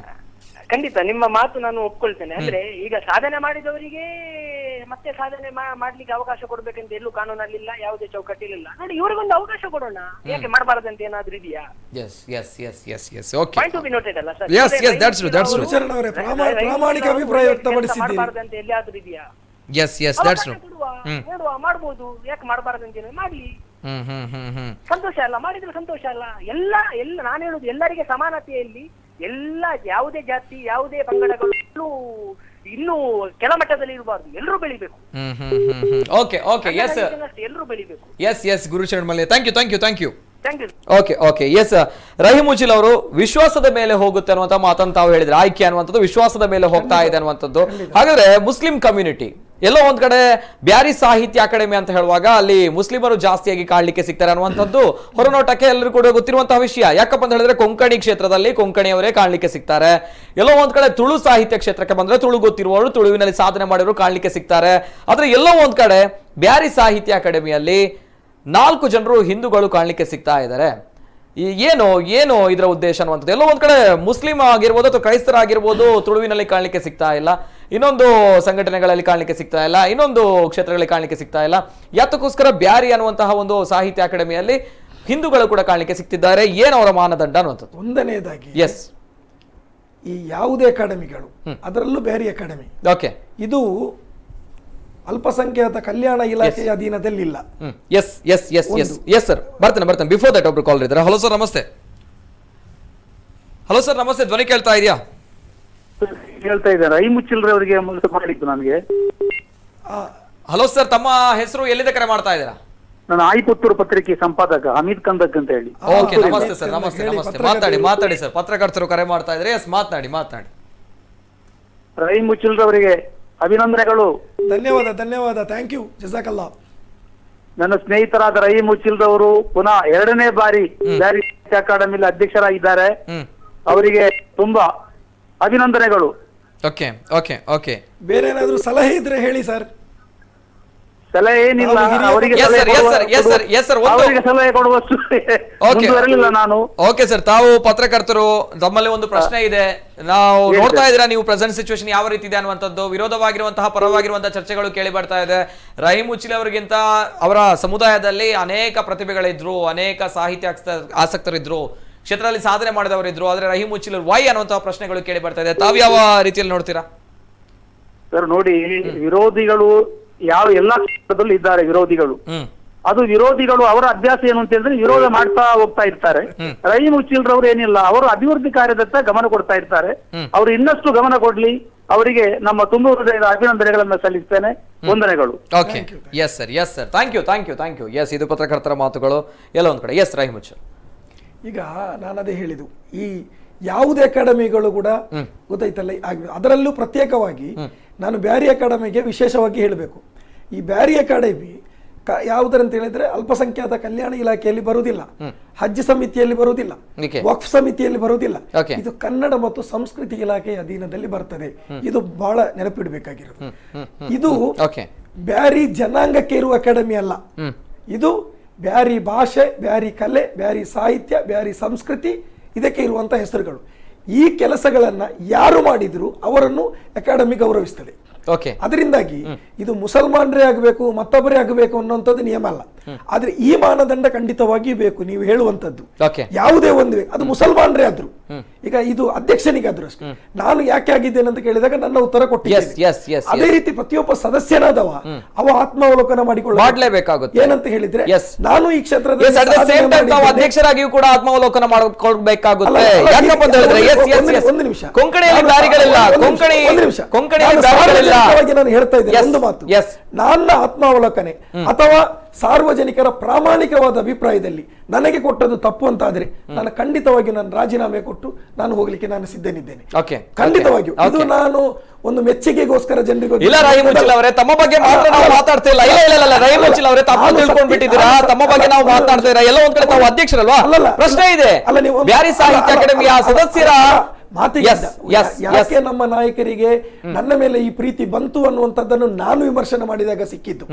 ನನ್ನನ್ನು ಕಳೆದ ಬಾರಿ ಬ್ಯಾರಿ ಅಕಾಡೆಮಿ ಅಧ್ಯಕ್ಷರಾಗಿ ಮಾಡಿದ್ರು 3 ವರ್ಷದ ಅವಧಿ. 7 ತಿಂಗಳು ನಾನು ಆದಂತ ಸಂದರ್ಭ, ಒಂದು ತಿಂಗಳಲ್ಲಿ ಯಾರು ವಿರೋಧಿಗಳು ಬಂದು ನನ್ನನ್ನು ಕೊಲೆ ಯತ್ನ ಮಾಡಿದ್ರು. ಎಸ್, ಇಡೀ ರಾಜ್ಯ ಕಣ್ಣೀರು ಹಾಕಿದ್ದು, ನನಗೋಸ್ಕರ ಪ್ರಾರ್ಥನೆ ಮಾಡಿತ್ತು. ಎಸ್, ಅದಾಗಿ ನಾನು 3 ತಿಂಗಳಲ್ಲಿ ಫೀನಿಕ್ಸ್ ಪಕ್ಷಿಯಾಗಿ ಎದ್ದು ಬಂದು 7 ತಿಂಗಳಲ್ಲಿ 3 ವರ್ಷ ಒಬ್ಬ ಮಾಡಬೇಕಾದ ಕೆಲಸಗಳನ್ನು ಮಾಡಿದ ನಂತರ ನನ್ನನ್ನು ಸಿದ್ದರಾಮಯ್ಯ ಸರ್ಕಾರ ಒಂದೇ ಸಮನೆ ತೆಗೆದು ಹಾಕಿತು. ನಾನು ನ್ಯಾಯಾಲಯಕ್ಕೆ 1 ವರ್ಷ ನಾನು ನಿಲ್ಲಿಸಿದ್ದೇನೆ. ನನಗೆ ಆಗ ಆದಂತ ಅನ್ಯಾಯ ಏನಿದೆ ಆ ಅನ್ಯಾಯವನ್ನ ಸರಿಪಡಿಸಲಿಕ್ಕಾಗಿ ನಮ್ಮ ನಾಯಕರು ನಿನಗೆ ಮತ್ತೊಂದು ಅವಕಾಶಗಳನ್ನು ಕೊಡ್ತಾ ಇದ್ದೇನೆ, ನೀನು ಇದನ್ನು ನಿರ್ವಹಿಸಿದ ನಂತರವೇ ನಿನಗೆ ಮುಂದಿನ ಜವಾಬ್ದಾರಿ ಅನ್ನತಕ್ಕಂಥ ಒಂದು ವಿಶ್ವಾಸದಿಂದ ಅವನು ಹೇಳಿದ್ರು, ನೀನು ಅರ್ಹ ಅಂತೇಳಿ ಅವರು ಗುರುತಿಸಿದ್ರು. ಆ ಕಾರಣದಿಂದಾಗಿ ನನಗೆ ಸಿಕ್ಕಿದೆ. ಬಹುಶಃ ಅವರ ಆಯ್ಕೆ ಅಥವಾ ಸಂಘದ ಆಯ್ಕೆ, ಪಕ್ಷದ ಆಯ್ಕೆ, ಜನರ ಆಯ್ಕೆ ಯಾವುದಾದ್ರೂ ಸುಳ್ಳಂತಾಗಿದ್ದರೆ, ಇದಕ್ಕೆ ನಾನು ಅರ್ಹ ಅಲ್ಲ ಅಂತ ಹೇಳಿದರೆ, ಅರ್ಹ ಅಲ್ಲದ ಪದವಿಯಲ್ಲಿ ಕುಳಿತುಕೊಂಡು ಜನರಿಗೆ ಇದು ಅವಮಾನ ಮಾಡಲಿಕ್ಕೆ ನಾನು ಸಿದ್ಧನಿಲ್ಲ. ಬಹಳಷ್ಟು ಕನಸುಗಳಿದೆ ಈ 3 ವರ್ಷದ ಅವಧಿಯಲ್ಲಿ ಏನೆಲ್ಲ ಮಾಡಬೇಕು ಅಂತ. ಅದು ಮಾಡಿದ ನಂತರ ಈ ಏನು ಬ್ಯಾರಿ ಜನಾಂಗದ ಬಗ್ಗೆ ಮಾತಾಡ್ತಾ ಇದ್ದಾರೆ ಅವರು ಹೇಳ್ಬೋದು, ಸಾರ್ಥಕವಾದ 3 ವರ್ಷಗಳನ್ನು ಪೂರೈಸಿದ್ದಾರೆ. ಆರಂಭದಲ್ಲಿ ಆರಂಭ ಶೂರತ್ವ ನಾನು ಮಾಡುವುದಿಲ್ಲ. ಓಕೆ, ರಹೀಮುಚ್ಚಿಲ್ ಅವರು ಅರ್ಹರಲ್ಲ ಅನ್ನುವಂತ ಮಾತು ನಾವು ಹೇಳಿಲ್ಲ. ಎಲ್ಲೋ ಒಂದ್ ಕಡೆ ರಹೀಮುಚ್ಚಿಲ್ ಅವರು ಅಧ್ಯಕ್ಷರಾಗಿದ್ದಾರೆ, ಅದೇ ರೀತಿ ಸದಸ್ಯರನ್ನು ಕೂಡ ನೋಡ್ಬೇಕಾಗುತ್ತೆ. ಎಲ್ಲೋ ಒಂದ್ ಕಡೆ ಬ್ಯಾರಿ ಸಾಹಿತ್ಯ ಅಕಾಡೆಮಿಯಲ್ಲಿ ಹಿಂದೂಗಳಿದ್ದಾರೆ ಅಂತ ಹೇಳುವಾಗ ಕೊಂಕಣಿಯಲ್ಲಿ ಮುಸಲ್ಮಾನರಿಲ್ಲ ಅಲ್ವಾ? ನಾವು ಒಪ್ಕೊಳ್ತೀರಾ? ಇಲ್ಲ ಅಲ್ವಾ? ಎಸ್, ತುಳು ಅಕಾಡೆಮಿಯಲ್ಲಿ ಮುಸಲ್ಮಾನರಿಲ್ಲ, ತುಳು ಅಕಾಡೆಮಿಯಲ್ಲಿ ಮುಸಲ್ಮಾನರಿಲ್ಲ ಅಲ್ವಾ? ವಿಶ್ವಾಸದ ಮೇಲೆ ಎಲ್ಲ ಹೋಗುತ್ತೆ ಅಂತ ತಾವು ಹೇಳ್ತಾ ಇದ್ರ. ಮುಸಲ್ಮಾನರಲ್ಲಿ ಅನೇಕ ಸಾಧನೆ ಮಾಡಿರುವಂತಹ ವ್ಯಕ್ತಿಗಳಿದ್ದಾರೆ, ಅನೇಕ ಸಾಹಿತ್ಯ ಆಸಕ್ತರಿದ್ದಾರೆ, ಅನೇಕ ಕವಿಗಳಿದ್ದಾರೆ, ಅನೇಕ ಪುಸ್ತಕ ಬರೆದವರಿದ್ದಾರೆ. ಅವರನ್ನೆಲ್ಲ ಬದಿಗಿಟ್ಟು ಎಲ್ಲೋ ಒಂದ್ ಕಡೆ ಮಾಡಿರುವಂತಹ ಒಂದು ಸದಸ್ಯರ ಆಯ್ಕೆ ತಪ್ಪಲ್ವಾ? ಅಲ್ವಾ? ಇಡೀ ಸಮುದಾಯಕ್ಕೆ ಮಾಡಿರುವಂತಹ ಒಂದು ಅನ್ಯಾಯ ಅಲ್ವಾ? ಇದನ್ನು ಕೇಳ್ತಾ ಇದ್ದಾರೆ. ನಾನು ಹಿಂದೆ ಬ್ಯಾರಿ ಅಕಾಡೆಮಿ ಅಧ್ಯಕ್ಷ ಆಗಿದ್ದಾಗ ಕೊಂಕಣಿ ಅಕಾಡೆಮಿಯಲ್ಲಿ 34 ಭಾಷೆಗಳು ಬರ್ತದೆ. ನಾವು ಇಲ್ಲಿ ಏನು ಮಾತಾಡ್ತಾರೆ ಅದೇ ಕೊಂಕಣಿಯಲ್ಲ. ನವಾಯಿತರು ಏನು ಮಾತಾಡ್ತಾರೆ ಭಟ್ಕಳದಲ್ಲಿ, ಅವರು ಕೂಡ ಯಾವುದಕ್ಕೆ ಬರ್ತಾರೆ?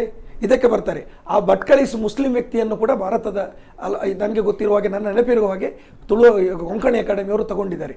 ಕಳೆದ ಬಾರಿ ನಮ್ಮ ಸರ್ಕಾರ ಇದ್ದಂತಹ ತುಳು ಅಕಾಡೆಮಿಯಲ್ಲಿ ಕೂಡ ಒಬ್ಬರು ಹಿರಿಯ ಒಂದು ವ್ಯಕ್ತಿ ಮುಸಲ್ಮಾನರು ಕೂಡ ಇದ್ರು. ಬಹುಶಃ ಉಮನಾಥ್ ಕೋಟ್ಯಾನ್ರವರು ಅಧ್ಯಕ್ಷರಾಗಿದ್ದಂತ ಸಂದರ್ಭದಲ್ಲಿ ಅದಕ್ಕಿಂತ ಮೊದಲು ಮಾಡಿದ್ದಾರೆ. ಅದರಿಂದಾಗಿ ಆ ತರ ಬರುವುದಿಲ್ಲ ಅಲ್ಲಿ ಮುಸ್ಲಿಂ ಅಂತ ಹೇಳಿ. ಕೊಂಕಣಿಯಲ್ಲಿ ಹೇಗೆ ಅವರಿಗೆ ಹೇಗೆ ಬಂತು ಅದೇ ರೀತಿ. ಆದ್ರೆ ಬ್ಯಾರಿ ಭಾಷೆಯಲ್ಲಿ ನಾವು ಮೊದಲ ಅಧ್ಯಕ್ಷರಾಗಿರುವ ಡಾಕ್ಟರ್ ಸುಶೀಲ ಉಪಾಧ್ಯಾಯರವರು ಸದಸ್ಯರಾಗಿದ್ರು. ನೀವು ಕೇಳಬಹುದು ಯಾಕೆ ಸುಶೀಲ ಉಪಾಧ್ಯಾಯರು ಕೇಳಿದ್ದು?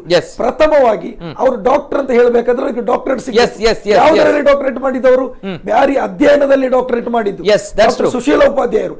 ಅಂತಹ ಒಂದು ಅಧ್ಯಯನ ಮಾಡಿದವರಿಗೆ ಅವರು ಕೊಟ್ಟರು. ಅಂದ್ರೆ ನಾನು ಯಾಕೆ ಪ್ರಶ್ನೆ ಅಂತ, ಹಿಂದೂ ಅಂತ ಹೇಳಿ ಕೊಡಬಾರದು ಅಂತ ಹೇಳಿ ಇಲ್ಲ.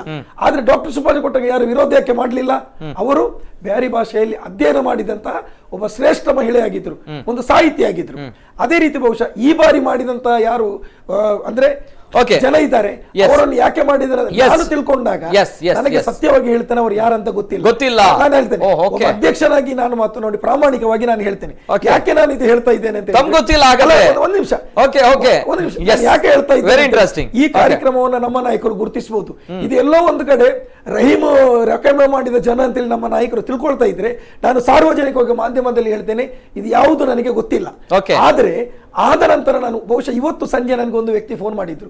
ಫೋನ್ ಮಾಡಿ ಸರ್ ನಾನು ನಿಮ್ಮ ಸದಸ್ಯ ಅಂತ ಹೇಳಿದೆ.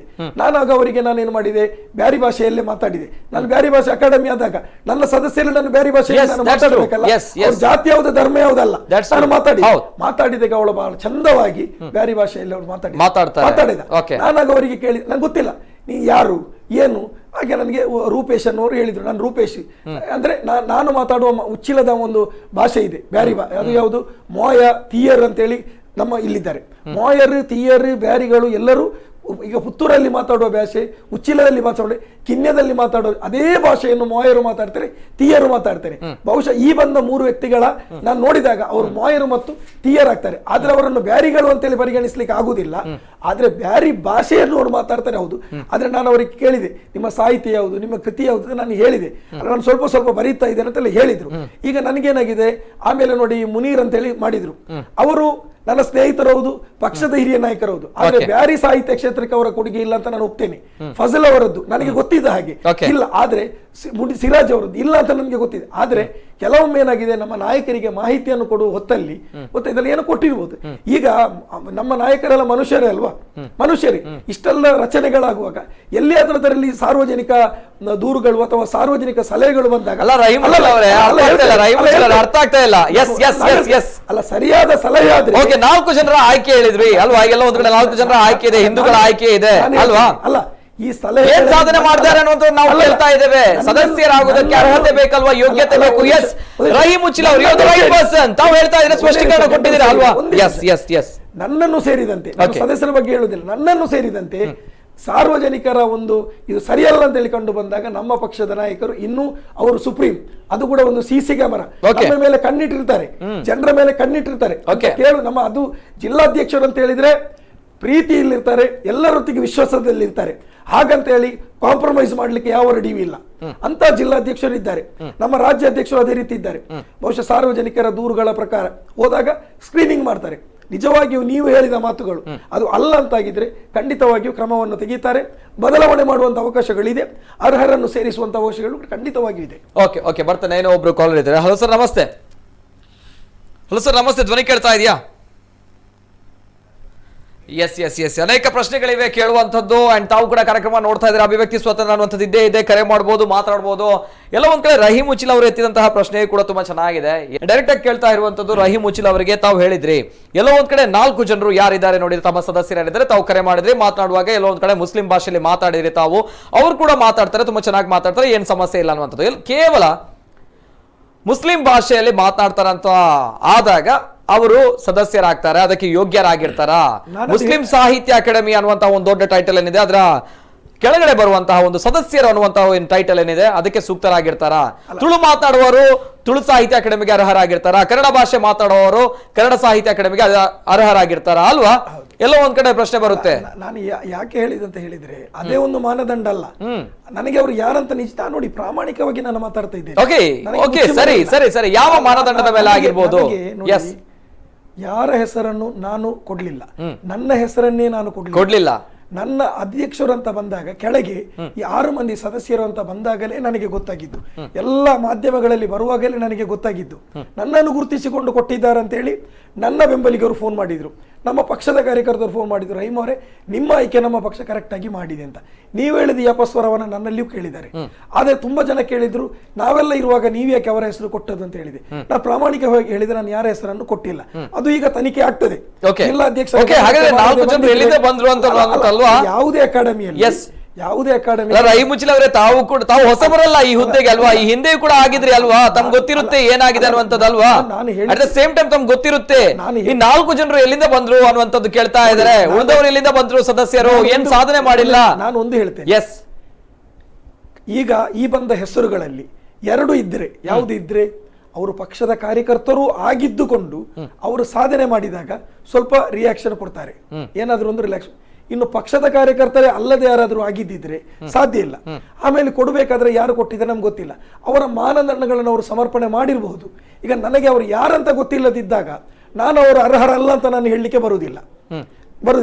ಈಗ ಜನ ಹೇಳುವಾಗ ಈಗ ನಾನು ಅಲ್ಲ ಅಂತ ಹೇಳಿದಾಗ ನನಗೆ ಹೇಳ್ಬೋದು, ಅವ್ರು ಅರ್ಹರ ಅಲ್ವ ಅಂತೇಳಿ ಅವ್ರು ಹೇಳಬೇಕು. ಆಮೇಲೆ ಅರ್ಹರಲ್ಲದ ವ್ಯಕ್ತಿ ಆದ್ದರಿಂದ ನೋಡಿ ಫಜಲ ಸೈಗೊಳ್ಳಿ ಅವರು ನೇರವಾಗಿ ಏನ್ ಹೇಳಿದ್ರು ನನಗೆ ಅಂತ ಹೇಳಿದ್ರೆ, ರಹೀಂ ಅವರೇ ಪಕ್ಷ ಗುರುತಿಸಿ ಏನು ನನಗೆ ಕೊಟ್ಟಿದೆ, ಆದ್ರೆ ನಾನು ಕಾರ್ಯಕರ್ತನ ಅಕಾಡೆಮಿಯ ಸದಸ್ಯನಾಗಲಿಕ್ಕೆ ನಾನು ಅಲ್ಲ, ನಾನು ರಾಜೀನಾಮೆ ಕೊಡ್ತೇನೆ. ಇನ್ನೊಂದು ಸಿರಾಜ್ ಅನ್ನೋ ವ್ಯಕ್ತಿ ಇದ್ರು, ನನಗೆ ಫೋನ್ ಮಾಡಿ ಹೇಳಿದ್ರು, ರಹೀಂ ಅವರೇ ನಾನು ಬ್ಯಾರಿ ಸಾಹಿತ್ಯ ಕ್ಷೇತ್ರದಲ್ಲಿ ಏನೂ ಸಾಧನೆ ಮಾಡಿಲ್ಲ, ನಾನು ಅರ್ಹರಲ್ಲ, ಪ್ರೀತಿಯಿಂದ ಪಕ್ಷ ಗುರುತಿಸಿದೆ, ನಾನು ರಾಜೀನಾಮೆ ಕೊಡ್ತೇನೆ. ಮುನೀರ್ ಅವರು ಹೇಳಿದ್ರು, ರಹೀಂ ಅವರೇ ನಾನು ಇದಕ್ಕೆ ಅರ್ಹನಲ್ಲ, ನಾನು ರಾಜೀನಾಮೆ ಕೊಡ್ತೇನೆ. 3 ವ್ಯಕ್ತಿಗಳು ಕೂಡ ರಾಜೀನಾಮೆ ಕೊಡ್ತೇನೆ ಮತ್ತೆ ನಾಳೆ ಕೊಡ್ತಾರೆ. ಇದು 3 ನನಗೆ ಗೊತ್ತಿದ್ದವರು ನನ್ನ ಸಂಪರ್ಕ ಮಾಡಿ ಹೇಳಿದ್ದು. ಈ 4 ಉಳಿದ ವ್ಯಕ್ತಿಗಳು ಯಾರಿದ್ದಾರೆ ಅವರು ಯಾರಂತ ನನಗೆ ಗೊತ್ತಿಲ್ಲ, ನನ್ನನ್ನು ಸಂಪರ್ಕ ಮಾಡಿಲ್ಲ. ಆದ್ರೆ ನಾನು ಯಾರ ರಾಜೀನಾಮೆಗಳನ್ನ ಕೇಳುವುದಿಲ್ಲ. ಈ 3 ಸ್ವಯಂ ಪ್ರೇರಿತರಾಗಿ, ಅದು ಯಾರ ಒತ್ತಡದಿಂದಲ್ಲ. ನೋಡಿ, ಇದು ನಾನು ಹೇಳುದು ಅಂತ ಹೇಳಿದ್ರೆ ರಾಜೀನಾಮೆ ಕೊಡ್ತಾರೆ.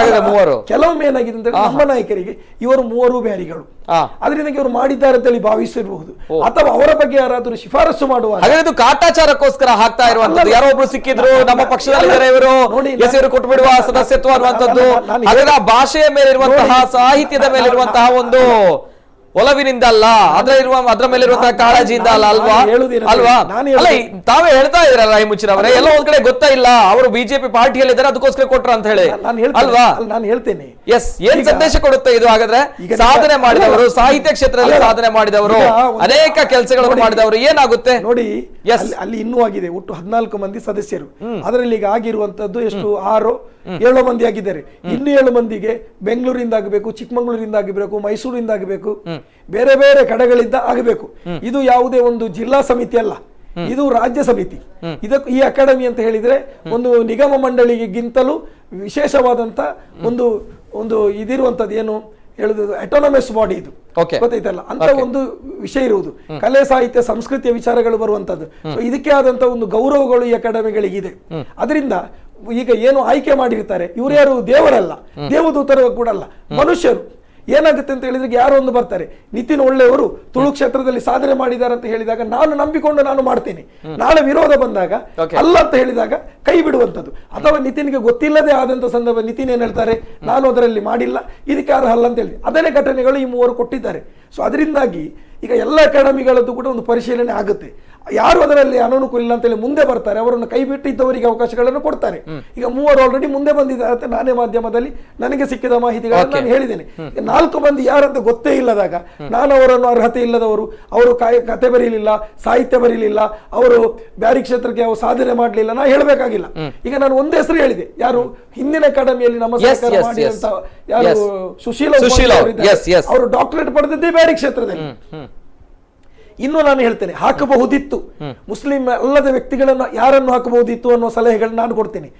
ನೋಡಿ, ಈಗ ನಾವು ಬ್ಯಾರಿ ಭಾಷೆ ಸಾಹಿತ್ಯ ಅಂತ ನಾವು ಮಾತಾಡ್ತೇವೆ. ಪ್ರಾಮಾಣಿಕವಾಗಿ ಮಾತನಾಡುವುದಾದರೆ ಇಡೀ ನಮ್ಮ ಕರಾವಳಿ ಭಾಗದ ಬ್ಯಾರಿಗಳು ಪ್ರಥಮವಾಗಿ ಬ್ಯಾರಿ ಅಂತ ಹೇಳಿ ಒಂದು ವ್ಯಕ್ತಿಯನ್ನ ನಾಟಕದಲ್ಲಿ ನೋಡಿದ್ರೆ ಅದು ಯಾವುದು, ಅಲ್ಲಿ ನಮ್ಮ ಇದು ಬಪ್ಪನಾಡು ಕ್ಷೇತ್ರ ಮಹಾತ್ಮೆಯಲ್ಲಿ ಏನು ಬ್ಯಾರಿ ಪಾತ್ರಗಳನ್ನು ಮಾಡ್ತಾರೆ. ನಾನು ಹೇಳ್ತೇನೆ, ನಾನೊಬ್ಬ ಕಲಾವಿದನಾಗ್ಲಿಕ್ಕೆ, ನಾನೊಬ್ಬ ನಾಟಕಗಾರನಾಗ್ಲಿಕ್ಕೆ ನನ್ನ ಕಲ್ಪನೆಯಲ್ಲಿ ಬಂದಂತ ಮೊದಲ ಒಂದು ಬ್ಯಾರಿ ಕಲಾವಿದ ಅಂತ ಹೇಳಿದ್ರೆ ಯಾರು, ಆ ಯಕ್ಷಗಾನದಲ್ಲಿ ಬಂದಂತ ಪಾತ್ರಧಾರಿ. ಇವತ್ತಿಗೂ ಒಂದು ಏಕಲವ್ಯ ದ್ರೋಣಾಚಾರ್ಯ ಆ ಪಾತ್ರಧಾರಿ ಇವತ್ತಿಲ್ಲ, ಅವರು ತೀರಿ ಹೋಗಿದ್ದಾರೆ. ಆದ್ರೆ ನನ್ನ ದೃಷ್ಟಿಯಲ್ಲಿ ಈಗಲೂ ಕೂಡ ಬ್ಯಾರಿ ಅನ್ನುವ ಪಾತ್ರವನ್ನು ಮಾಡಿದಂತ ಆ ಒಂದು ಯಕ್ಷಗಾನ ಹಿಂದೂ ಕಲಾವಿದ ನನ್ನ ದೃಷ್ಟಿಯಲ್ಲಿ ಅವರು ನನಗೆ ದ್ರೋಣಾಚಾರ್ಯ. ನನಗೆ ಸಂಬಂಧ ಇಲ್ಲದ್ರು ನಾನು ಅವರ ಪಾಲಿನ ಏಕಲವ್ಯ, ಅದು ನನಗೆ ಪ್ರೇರಣೆ. ಈಗ ನಾವು ಅಕಾಡೆಮಿಯನ್ನು ನಾನು ಹೇಳಿದೆ, ಈಗ ಪ್ರಶಸ್ತಿ ಕೊಡುವಂತ ಸಂದರ್ಭಗಳೇನು, ನಾನು ಇವತ್ತು ಬೆಳಿಗ್ಗೆ ಹೇಳಿದೆ ಅಕಾಡೆಮಿಯನ್ನು ಧರ್ಮೀಕರಣ ಮಾಡ್ಲಿಕ್ಕೆ ನಾನು ಹೋಗುದಿಲ್ಲ ಅಂತ. ಕೆಲವು ಯಕ್ಷಗಾನದಲ್ಲಿ ಯಾರು ಯಾವುದು ಆ ಯಕ್ಷಗಾನವನ್ನು ಮಾಡಿದ್ದಾರೆ, ಆ ಕ್ಷೇತ್ರ ಮಹಾತ್ಮೆ ಯಕ್ಷಗಾನ ಮಾಡಿರ್ತಾರಲ್ಲ, ಬಪ್ಪನಾಡು ಕ್ಷೇತ್ರ ಮಹಾತ್ಮೆ, ಆ ಬಪ್ಪ ಬ್ಯಾರಿಯ ಪಾತ್ರ 15-20 ವರ್ಷಗಳಿಂದ ಒಬ್ಬ ಹಿಂದೂ ಕಲಾವಿದ ಯಕ್ಷಗಾನ ಕಲಾವಿದ ಮಾಡಿದ್ರೆ ಅವನನ್ನು ಯಕ್ಷಗಾನ ಅಕಾಡೆಮಿ ಮಾತ್ರ ಗುರುತಿಸುವಂತದ್ದಲ್ಲ. ಬ್ಯಾರಿ ಕಲಾವಿದನಾಗಿ ಅವರು ಬ್ಯಾರಿ ಭಾಷೆಯಲ್ಲಿ ಮಾತಾಡಿಕೊಂಡು ಅಷ್ಟು ಹಿಂದೂಗಳ ಮಧ್ಯೆ ಬ್ಯಾರಿ ಸಮಾಜ, ಬ್ಯಾರಿ ಸಂಸ್ಕೃತಿ ಮತ್ತು ಬ್ಯಾರಿ ಭಾಷೆಯನ್ನು ಪಸರಿಸಿದ್ರಲ್ಲ, ಅವರ ಕೀರ್ತಿಗಳು ಕೂಡ ಬ್ಯಾರಿ ಭಾಷೆಗೆ ಇದೆ. ನಾವು ಅಂತವರನ್ನು ಗುರುತಿಸ್ತೇವೆ, ಖಂಡಿತವಾಗಿ ನಾವು ಗುರುತಿಸ್ತೇವೆ. ಒಂದಲ್ಲ ಒಂದು ದಿನ ಬಪ್ಪ ಬ್ಯಾರಿ ಪಾತ್ರ ಮಾಡಿದಂತ ವ್ಯಕ್ತಿ ಕರ್ನಾಟಕ ಬ್ಯಾರಿ ಸಾಹಿತ್ಯ ಅಕಾಡೆಮಿಯ ಗೌರವ ಪ್ರಶಸ್ತಿಯನ್ನು ಪಡ್ತಾರೆ. ಇದು ಒಬ್ಬ ಅಕಾಡೆಮಿ ಅಧ್ಯಕ್ಷನಾಗಿ ನಾನು ಹೇಳತಕ್ಕಂಥ ಮಾತು. ಹೀಗೆ ಕೊಡುವಾಗ ಯಾವ ಬ್ಯಾರಿಗಳು ವಿರೋಧ ಮಾಡುವುದಿಲ್ಲ, ಯಾವ ಮುಸಲ್ಮಾನರು ವಿರೋಧ ಮಾಡುವುದಿಲ್ಲ. ನನ್ನಲ್ಲಿ ಹೇಳಿದ್ರು ನೀವು ಪ್ರಾಮಾಣಿಕವಾಗಿ ದುಡೀರಿ ಅಂತೇಳಿ. ಈ ಪ್ರಶ್ನೆಗಳು ನೀವು ಹೇಳಿದ್ರೆ ನನ್ನಲ್ಲಿ ನೀವು ಹೇಳಿದ್ರು, ನನಗೆ ಗೊತ್ತಿಲ್ಲ. ನಾನು ಅದು ನಮ್ಮ ಅಧ್ಯಕ್ಷರ ರಾಜ್ಯಾಧ್ಯಕ್ಷರ ಗಮನಕ್ಕೆ ತರ್ತೇನೆ ಅಂತ ನಾನು ಹೇಳಿದ್ದೇನೆ, ಅದನ್ನು ನಾನು ಹೇಳಲಿಕ್ಕೆ ಬಯಸ್ತೇನೆ. ಓಕೆ, ರೈಟ್ ರಹೀಂ ಉಚ್ಚಿಲ್ ಅವರೇ. ಇಲ್ಲ, ಎಲ್ಲೋ ಒಂದ್ ಕಡೆ ತಾವು ಯಾವ ರೀತಿ ಯಾವ ಮಾನದಂಡದ ಆಧಾರದ ಮೇಲೆ ಆಯ್ಕೆ ಆಗಿದೆ ಅನ್ನುವಂಥ ಎಲ್ಲವೂ ಕೂಡ ಹೇಳ್ಕೊಟ್ರಿ, ಪರವಾಗಿಲ್ಲ. ಎಸ್, ಈ 4 ಜನರು ಯಾರು ಇರ್ತಾರೆ ತಮ್ಗೆ ಗೊತ್ತೇ ಇಲ್ಲ ಅನ್ನುವಂಥ ಮಾತುಗಳಲ್ವಾ? ಯಾರು ಗೊತ್ತೇ ಇಲ್ಲ, ಯಾರು ಹೇಗೆ ಆಯ್ಕೆ ಆದ್ರು, ಇವ್ರು ಯಾರು ನನಗೆ ಫೋನ್ ಮಾಡಿ ಸಂಪರ್ಕ ಮಾಡಿ ನಾನು ನಿಮ್ಮ ಸದಸ್ಯ ಅಂತ ಹೇಳಿ, ನಾನು ಅವ್ರ ಸದಸ್ಯ ಅಂತ ಹೇಳುವಾಗ ಆ ಕಡೆ ಇನ್ನು 3 ನಮ್ಮ ಅಧ್ಯಕ್ಷರು ಇದ್ದಾರೆ. ಭಾಷೆಯಲ್ಲಿ ಮಾತಾಡಿದಾಗ ಅವ್ರು ನನಗೆ ಹೇಳಿದ್ರು, ರೈಮಾ ಕೈಲ್ಲ ಅರ್ನಿಲ್ಲ ನಾನೇ ಮೆಂಬರ್ ಐನ ರೈಮಾಕ ನಿಗಳ ಕಥ ಒಕ್ಕ ನೀವು ಓಡ್ತಪ್ಪ ಆ ಮಾತು ನಾನು ಅದರಲ್ಲಿ ಹೇಳಿದಾಗ ನನ್ನ ಮಾತಲ್ಲೇ ಅವರು ಪ್ರಥಮವಾಗಿ ಸ್ವಲ್ಪ ಸಂತೋಷ ಐತೇನೆ ಅಂತ ಹೇಳಿದ್ರೆ ನೋಡಿ, ಸ್ವಲ್ಪ ಆದ್ರೂ ನಿಮ್ಗೆ ಹೇಳಲಿಕ್ಕೆ ನನಗೆ ಅಷ್ಟು ಸಿಕ್ಕಿತ್ತು, ಅದಕ್ಕಿಂತ ಹೆಚ್ಚು ನನಗೆ ಸಿಗಲಿಲ್ಲ. ಸಿಗದನ್ನು ನಾನು ಸುಳ್ಳು ಹೇಳಲಿಕ್ಕೆ ಆಗುತ್ತೆ. ಇನ್ನೊಂದ್ ಕಡೆ ಎಲ್ಲೊಂದ್ ಕಡೆ doctor Munir Baba, Fazal S I Goli ಆಗಿರ್ಬೋದು, ಸಿರಾಜ್ ಮುಡಿಪೋ ಆಗಿರ್ಬೋದು, ಇವರು ರಾಜೀನಾಮೆ ಕೊಡ್ತಾರೆ ಅನ್ನುವಂತ ತಾವು ಹೇಳ್ತಾ ಇದ್ರ 3 ಜನರಿಗೆ ಹೇಳಿದ್ರು. ಎಸ್, ನಾವು ಅರ್ಹರಲ್ಲ. ಎಸ್, ಅದು ಸ್ವಯಂ ಪ್ರೇರಿತರಾಗಿ ಅವರ ಹೃದಯಾಂತರಾಳದಿಂದ ನೋಡಿ, ಇದು ಇಲ್ಲ ಅವರಿಗೆ ಹ್ಯಾಟ್ಸ್ ಆಫ್ ಹೇಳ್ಬೇಕು. ಇಲ್ಲ ಅಂತಹ ವ್ಯಕ್ತಿಗಳಿಗೆ ಎಲ್ಲ ಒಂದ್ ಕಡೆ ಅಭಿನಂದನೆ ಹೇಳ್ಬೇಕು, ಹ್ಯಾಟ್ಸ್ ಆಫ್ ಹೇಳ್ಬೇಕು. ಎಲ್ಲ ಒಂದ್ ಕಡೆ ಅರ್ಹರಿಗೆ ಈ ಸ್ನಾನ ಸಿಗ್ಬೇಕು ಅನ್ನುವಂತ ಒಂದು ಮನಸ್ಸಿದೆ, ಒಳ್ಳೆ ಮನಸ್ಸಿದೆ. ಎಸ್, ಓಕೆ, ಅವರು ಹೇಳ್ತಾ ಇದ್ರೆ ನಾವು ಅರ್ಹರಲ್ಲ, ಅನರ್ಹರು ಅನ್ನುವಂಥದ್ದು ಅವರು ಹೇಳ್ತಾ ಇದ್ರ ಅಲ್ವಾ? ಎಸ್, ಉಳಿದವರು 4 ಜನರು ತಮ್ಗೆ ಗೊತ್ತೇ ಇಲ್ಲ ಅನ್ನುವಂಥದ್ದು ತಾವು ಹೇಳ್ತಾ ಇದ್ರ ಅಲ್ವಾ? ಎಸ್, ಹಾಗಾದ್ರೆ ನಾವು ಕೇಳ್ತಾ ಇರುವಂತದ್ದು ಬ್ಯಾರಿ ಸಾಹಿತ್ಯ ಅಕಾಡೆಮಿ ಅನ್ನುವಂಥದ್ದು ಏನಿದೆ, ನಾಮಕಾವಸ್ಥೆ ನಡೀತಾ ಇದೆಯಾ ಅನ್ನುವಂಥದ್ದು, ಕಾಟಾಚಾರಕ್ಕೋಸ್ಕರ ನಡೀತಾ ಇದೆಯಾ ಅನ್ನುವಂಥದ್ದು, ಯಾರು ಏನು ಅನ್ನುವಂಥದ್ದು ಗೊತ್ತೇ ಇಲ್ಲ ಯಾರಿಗೂ ಕೂಡ ಅಲ್ವಾ? ಯಾಕಂತ ಹೇಳಿದ್ರೆ ಒಂದನೇದಾಗಿ ಅಕಾಡೆಮಿಗಳಿಗೆ ಎಲ್ಲ ಜಿಲ್ಲೆಯಿಂದ ಹೆಸರುಗಳು ಹೋಗಿರ್ತದೆ. ಆದ್ರೆ ನಾನು ತಿಳ್ಕೊಂಡ ಅಲ್ಲ ರಹಿಮುಚ್ಚಿಲ್ ಅವರ ಆಯ್ಕೆಯಾದವರಲ್ಲಿ ಒಂದು ಇಬ್ಬರಾದ್ರೂ ಅರ್ಹರಾಗಿರ್ಬೋದಲ್ವಾ? ಒಂದು ಇಬ್ಬರಾದ್ರೂ, ಕೇವಲ ಕನಿಷ್ಠ ಪಕ್ಷ ಒಂದು ಇಬ್ಬರಾದ್ರೂ ಅರ್ಹರಾಗಿರ್ಬೇಕಾಗಿತ್ತು ಅನ್ನುವಂತ ಮಾತುಗಳು. ನೋಡಿ, ಪ್ರಾಮಾಣಿಕವಾಗಿ ಹೇಳಿದೆ, 3 ವ್ಯಕ್ತಿಗಳನ್ನ ಮಾಡಿದಾಗ ನಾವು ಹೇಳುದಲ್ಲ, ಜನ ಹೇಳುದಲ್ಲ, ಅವರೇ ಸ್ವಯಂ ನಾವು ರಾಜೀನಾಮೆ. ಯಾಕೆ ಕೇವಲ ಬ್ಯಾರಿ ಸಾಹಿತ್ಯ ಅಕಾಡೆಮಿಯಲ್ಲಿ ಇಂತಹ ಒಂದು ಮನಸ್ಥಿತಿ ಯಾಕೆ ಅಂತ ಹೇಳಿದ್ರೆ, ಒಂದನೇದಾಗಿ ತರಾತುರಿಯಲ್ಲಿ ಅಕಾಡೆಮಿಗಳು ಆದಂತ ಉದ್ದೇಶಗಳು, ಒಂದನೇದಾಗಿ ಈಗ ಚುನಾವಣೆ ಯಾಕಾಗಿತ್ತು ತರಾತುರಿಯಲ್ಲಿ ಆಗಿರುವಂತಹ ಒಂದು ಉದ್ದೇಶ ಹೇಳ್ತೇನೆ. ಈಗ ಚುನಾವಣೆ ಘೋಷಣೆ ಆದರೆ ನೀತಿ ಸಂಹಿತೆಯಲ್ಲಿ ಜಾರಿಯಾಗ್ತದೆ. ನೀತಿ ಸಂಹಿತೆ ಜಾರಿಯಾದರೆ ಚುನಾವಣೆಯ ನಂತರವೇ ಮಾಡಬೇಕಾಗ್ತದೆ. ಒಂದು ಅದಕ್ಕಿಂತಲೂ ಹೆಚ್ಚಾಗಿ ಏನಾಗಿದೆ ಅಂತ ಹೇಳಿದ್ರೆ, ಸಿದ್ದರಾಮಯ್ಯ ಸರ್ಕಾರದಲ್ಲಿಂದ ಯಾರು ಪದಚ್ಯುತಿಗೊಂಡಿದ್ದಾರೆ ಆ ವ್ಯಕ್ತಿಗಳ ಪೈಕಿ 3 ನ್ಯಾಯಾಲಯಕ್ಕೆ ಹೋದರು. ನ್ಯಾಯಾಲಯ ಕೂಡ ತೀರ್ಪು ಏನಂತೇಳಿ ಸರ್ಕಾರದಲ್ಲಿ ಒಂದು ಏನೋ ಒಂದು ಅಭಿಪ್ರಾಯಗಳನ್ನ ಕೇಳಿತು. ಇಂಥ ಒಂದು ಇದಿರುವಂತಹ ಸಂದರ್ಭಗಳಲ್ಲಿ ಚುನಾವಣೆ ನೀತಿ ಸಂಹಿತ ಬರುವುದಕ್ಕಿಂತ ಮಾಡಲೇಬೇಕಾದಂತ ಅನಿವಾರ್ಯತೆ. ಆಮೇಲೆ ಭಾಷಾ ಭಾರತಿ ಇರಬಹುದು, ಅಲ್ಲಿ ನಾಟಕ ಇರಬಹುದು, ಅಲ್ಲಿ ಬಹಳಷ್ಟು ಕೆಲಸಗಳು ಆಗಬೇಕಾಗಿದೆ. ಸರ್ಕಾರ ಡಿಲೇ ಮಾಡಿಕೊಂಡು ನಿಗಮ ಮಂಡಳಿಯಲ್ಲಿ ಆಗದಿದ್ದರೆ ಇಲಾಖೆಗಳು ನೋಡ್ತದೆ. ಆದ್ರೆ ಅಕಾಡೆಮಿಗಳಿಗೆ ಅಲ್ಲಿ ಸದಸ್ಯರಿಲ್ಲ ಮತ್ತು ಸ್ಥಾಯಿ ಸಮಿತಿಗಳಿಲ್ಲ ಅಂತ ಹೇಳಿದ್ರೆ ಯಾವ ಕಾರ್ಯಕ್ರಮ ಆಗುದಿಲ್ಲ. ಮತ್ತೆ ನಾನೊಂದು ಹೇಳ್ತೇನೆ ನೋಡಿ, ನಾವು ಎಷ್ಟು ಪ್ರಾಮಾಣಿಕತೆ ಅಂತ ಹೇಳಿದ್ರೆ, ನಾನು ಬರುವ ಮೊದಲು ಏನಾಗಿದೆ ಅಂತ ಹೇಳಿದ್ರೆ, ಬ್ಯಾರಿ ಅಕಾಡೆಮಿ ಯಾರಿಗೆ ಘೋಷಣೆ ಆಗಬೇಕಂತ ಹೇಳಿ ಒಂದು ತೀರ್ಮಾನ ಅಕಾಡೆಮಿ ಮಾಡಿದೆ. ಅದನ್ನು ಬದಲಾಯಿಸುವ ಹಕ್ಕು ನಮಗಿದೆ, ನಮ್ಮ ಸದಸ್ಯರಿಗಿದೆ. ಆದ್ರೆ ನಮ್ಮ ನಾಯಕರು ನಮ್ಗೆ ಹೇಳಿದ್ದೇನೆ ಅಂತ ಹೇಳಿದ್ರೆ, ನೀನು ಎಲ್ಲಿ ಕೂಡ ಆ ರೀತಿ ಮಾಡ್ಲಿಕ್ಕೆ ಹೋಗಬೇಡ. ಅವರು ಮಾಡಿದಂತ ಆಯ್ಕೆಗಳು ಸರಿಯಾಗಿದೆ ಅಂತ ನಿಮ್ಮ ಸದಸ್ಯರ ಗಮನಕ್ಕೆ ಬಂದರೆ ಆ ಆಯ್ಕೆಯನ್ನೇ ನೀವು ಮುಂದುವರಿಯಿರಿ. ಯಾಕಂದ್ರೆ ನಮ್ಗೆ ಹೇಳ್ಬೋದಿತ್ತಲ್ಲ, ನಮ್ಮ ಸರ್ಕಾರ ಹೊಸ ಆದೇಶ ಕೊಡ್ಬೋದಿತ್ತು, ಬೇರೆಯವರನ್ನು ತರಬಹುದಿತ್ತು. ನಾವು ಆ ರೀತಿ ಪೂರ್ವಾಗ್ರಹ ಪೀಡಿತರಾಗಿ ಕೂಡ ನಾವು ಕೆಲಸಗಳನ್ನ ನಾವು ಮಾಡುದಿಲ್ಲ. ಅಂತ ಕೆಲಸಗಳು ಪೆಂಡಿಂಗ್ ಆಗಬಾರದು ಅನ್ನುವಂಥದ್ದು ಮಾಡುದು. ಆದ್ರೆ ಅದು ಮಾಡುವಾಗ ತರಾತುರಿಯಲ್ಲಿ ಕೆಲವು ತಪ್ಪುಗಳು ಅಥವಾ ಇದು ಆಗಿರಬಹುದು. ಅದನ್ನ ಖಂಡಿತವಾಗಿಯೂ ನಮ್ಮ ಹಿರಿಯರಿದ್ದಾರೆ, ಅವರು ಗುರುತಿಸ್ತಾರೆ, ನಮ್ಮನ್ನು ಕರೀತಾರೆ, ನಾವು ಅವರಿಗೆ ನಾವು ವಿಚಾರಗಳನ್ನು ನಾವು ಹೇಳ್ತೇವೆ.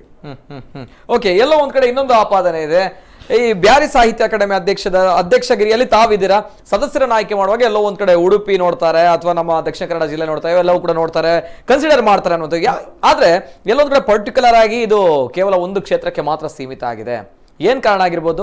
ಒಂದೇ ಕ್ಷೇತ್ರದಲ್ಲಿದ್ದಾರಾ ಬ್ಯಾರಿಗಳು ಅಂತ ಹೇಳಿ, ಒಂದೇ ಕ್ಷೇತ್ರದಲ್ಲಿರುವಂತಹ ಸದಸ್ಯರನ್ನು, ಒಂದೇ ಕ್ಷೇತ್ರದಲ್ಲಿರುವಂತಹ ಬ್ಯಾರಿಗಳನ್ನು ಆಯ್ಕೆ ಮಾಡಿ ಎಲ್ಲೋ ಒಂದ್ ಕಡೆ ಸದಸ್ಯತ್ವ ಏನು ಉದ್ದೇಶ ಅಂತ ಹೇಳಿದ್ರೆ, ನೋಡಿ ಸಾಹಿತ್ಯ ಕ್ಷೇತ್ರ ಬರ್ತಿದೆ ಅದಲ್ಲ, ತಮ್ಮ ಉಳ್ಳಾಲ ಕ್ಷೇತ್ರದ ಬಗ್ಗೆ ನಾವು ಮಾತಾಡ್ತಿದ್ದೇವೆ, ಡೈರೆಕ್ಟ್ ಆಗಿ ಹೇಳ್ತಾ ಇರೋದು. ನಾನು ಕೂಡ ಇವತ್ತು ನಾನು ಅದು ಮಾಡುವಾಗ ನೀವು ಹೇಳಿದ ಹಾಗೆ ಆಗಿದೆ. ರೈಟ್, ಎಷ್ಟು ಸದಸ್ಯರು ಒಂದು ಕ್ಷೇತ್ರಕ್ಕೆ ಮಾತ್ರ ಸೀಮಿತ, ಒಂದೇ ಕ್ಷೇತ್ರ.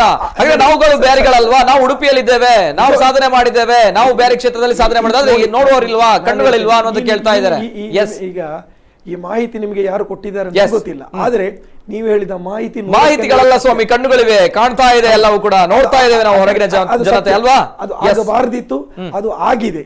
ಅದು ಯಾಕೆ ಆಗಿದೆ ಅನ್ನುವಂಥದ್ದನ್ನು ಸರಿಪಡಿಸುವ ಕೆಲಸಗಳನ್ನ ಖಂಡಿತವಾಗಿಯೂ ಜಿಲ್ಲಾ, ಆದ್ರೆ ನಾನು ಈ ಮಾಧ್ಯಮದ ಮೂಲಕ ಏನ್ ಕಾರಣ ಆಗಿರ್ಬೋದು, ಕೇವಲ ಎಲ್ಲೊಂದು ಉಡುಪಿಯವರಿಗೆ ಯೋಗ್ಯತೆ ಇಲ್ವಾ, ಉಡುಪಿಯವರಿಗೆ ಯೋಗ್ಯತೆ ಇಲ್ವಾ ಅಲ್ವಾ ಅನ್ನೋ ಮಾತುಗಳು ಬರುತ್ತೆ ಅಲ್ವಾ?